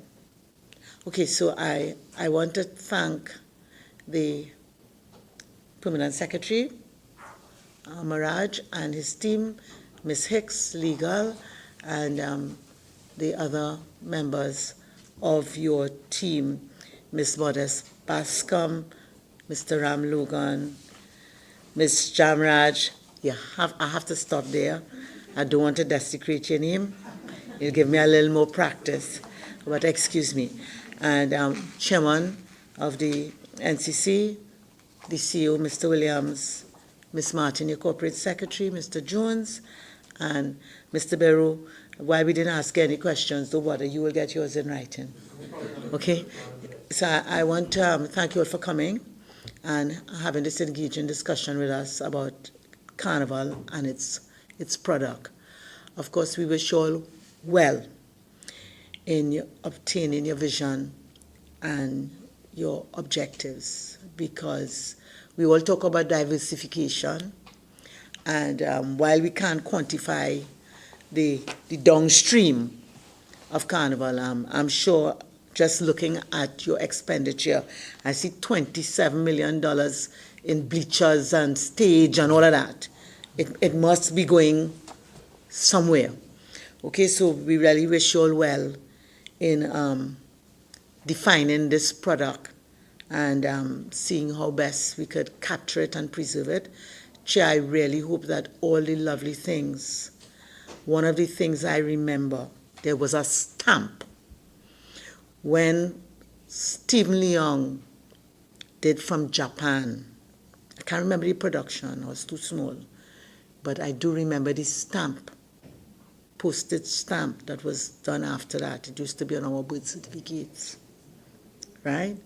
So those kinds of things, the works of people like Mark Williams, Ken Morris, okay, Sally, our children need to know it, so that all those things that are nicely stored up there, find a way to share it. There will be many spaces that are willing. There will be many spaces that are willing. There will be many spaces that are willing. I can't say any more. I can't say anything more. To help. Okay? So I wish you all well. Thank you very much. Safe journey home. I now bring this. I want to thank the members of the listening public, the members of the media who've stayed with us. I thank you all. Wish you all a safe journey home. Pleasant evening. This meeting is now suspended.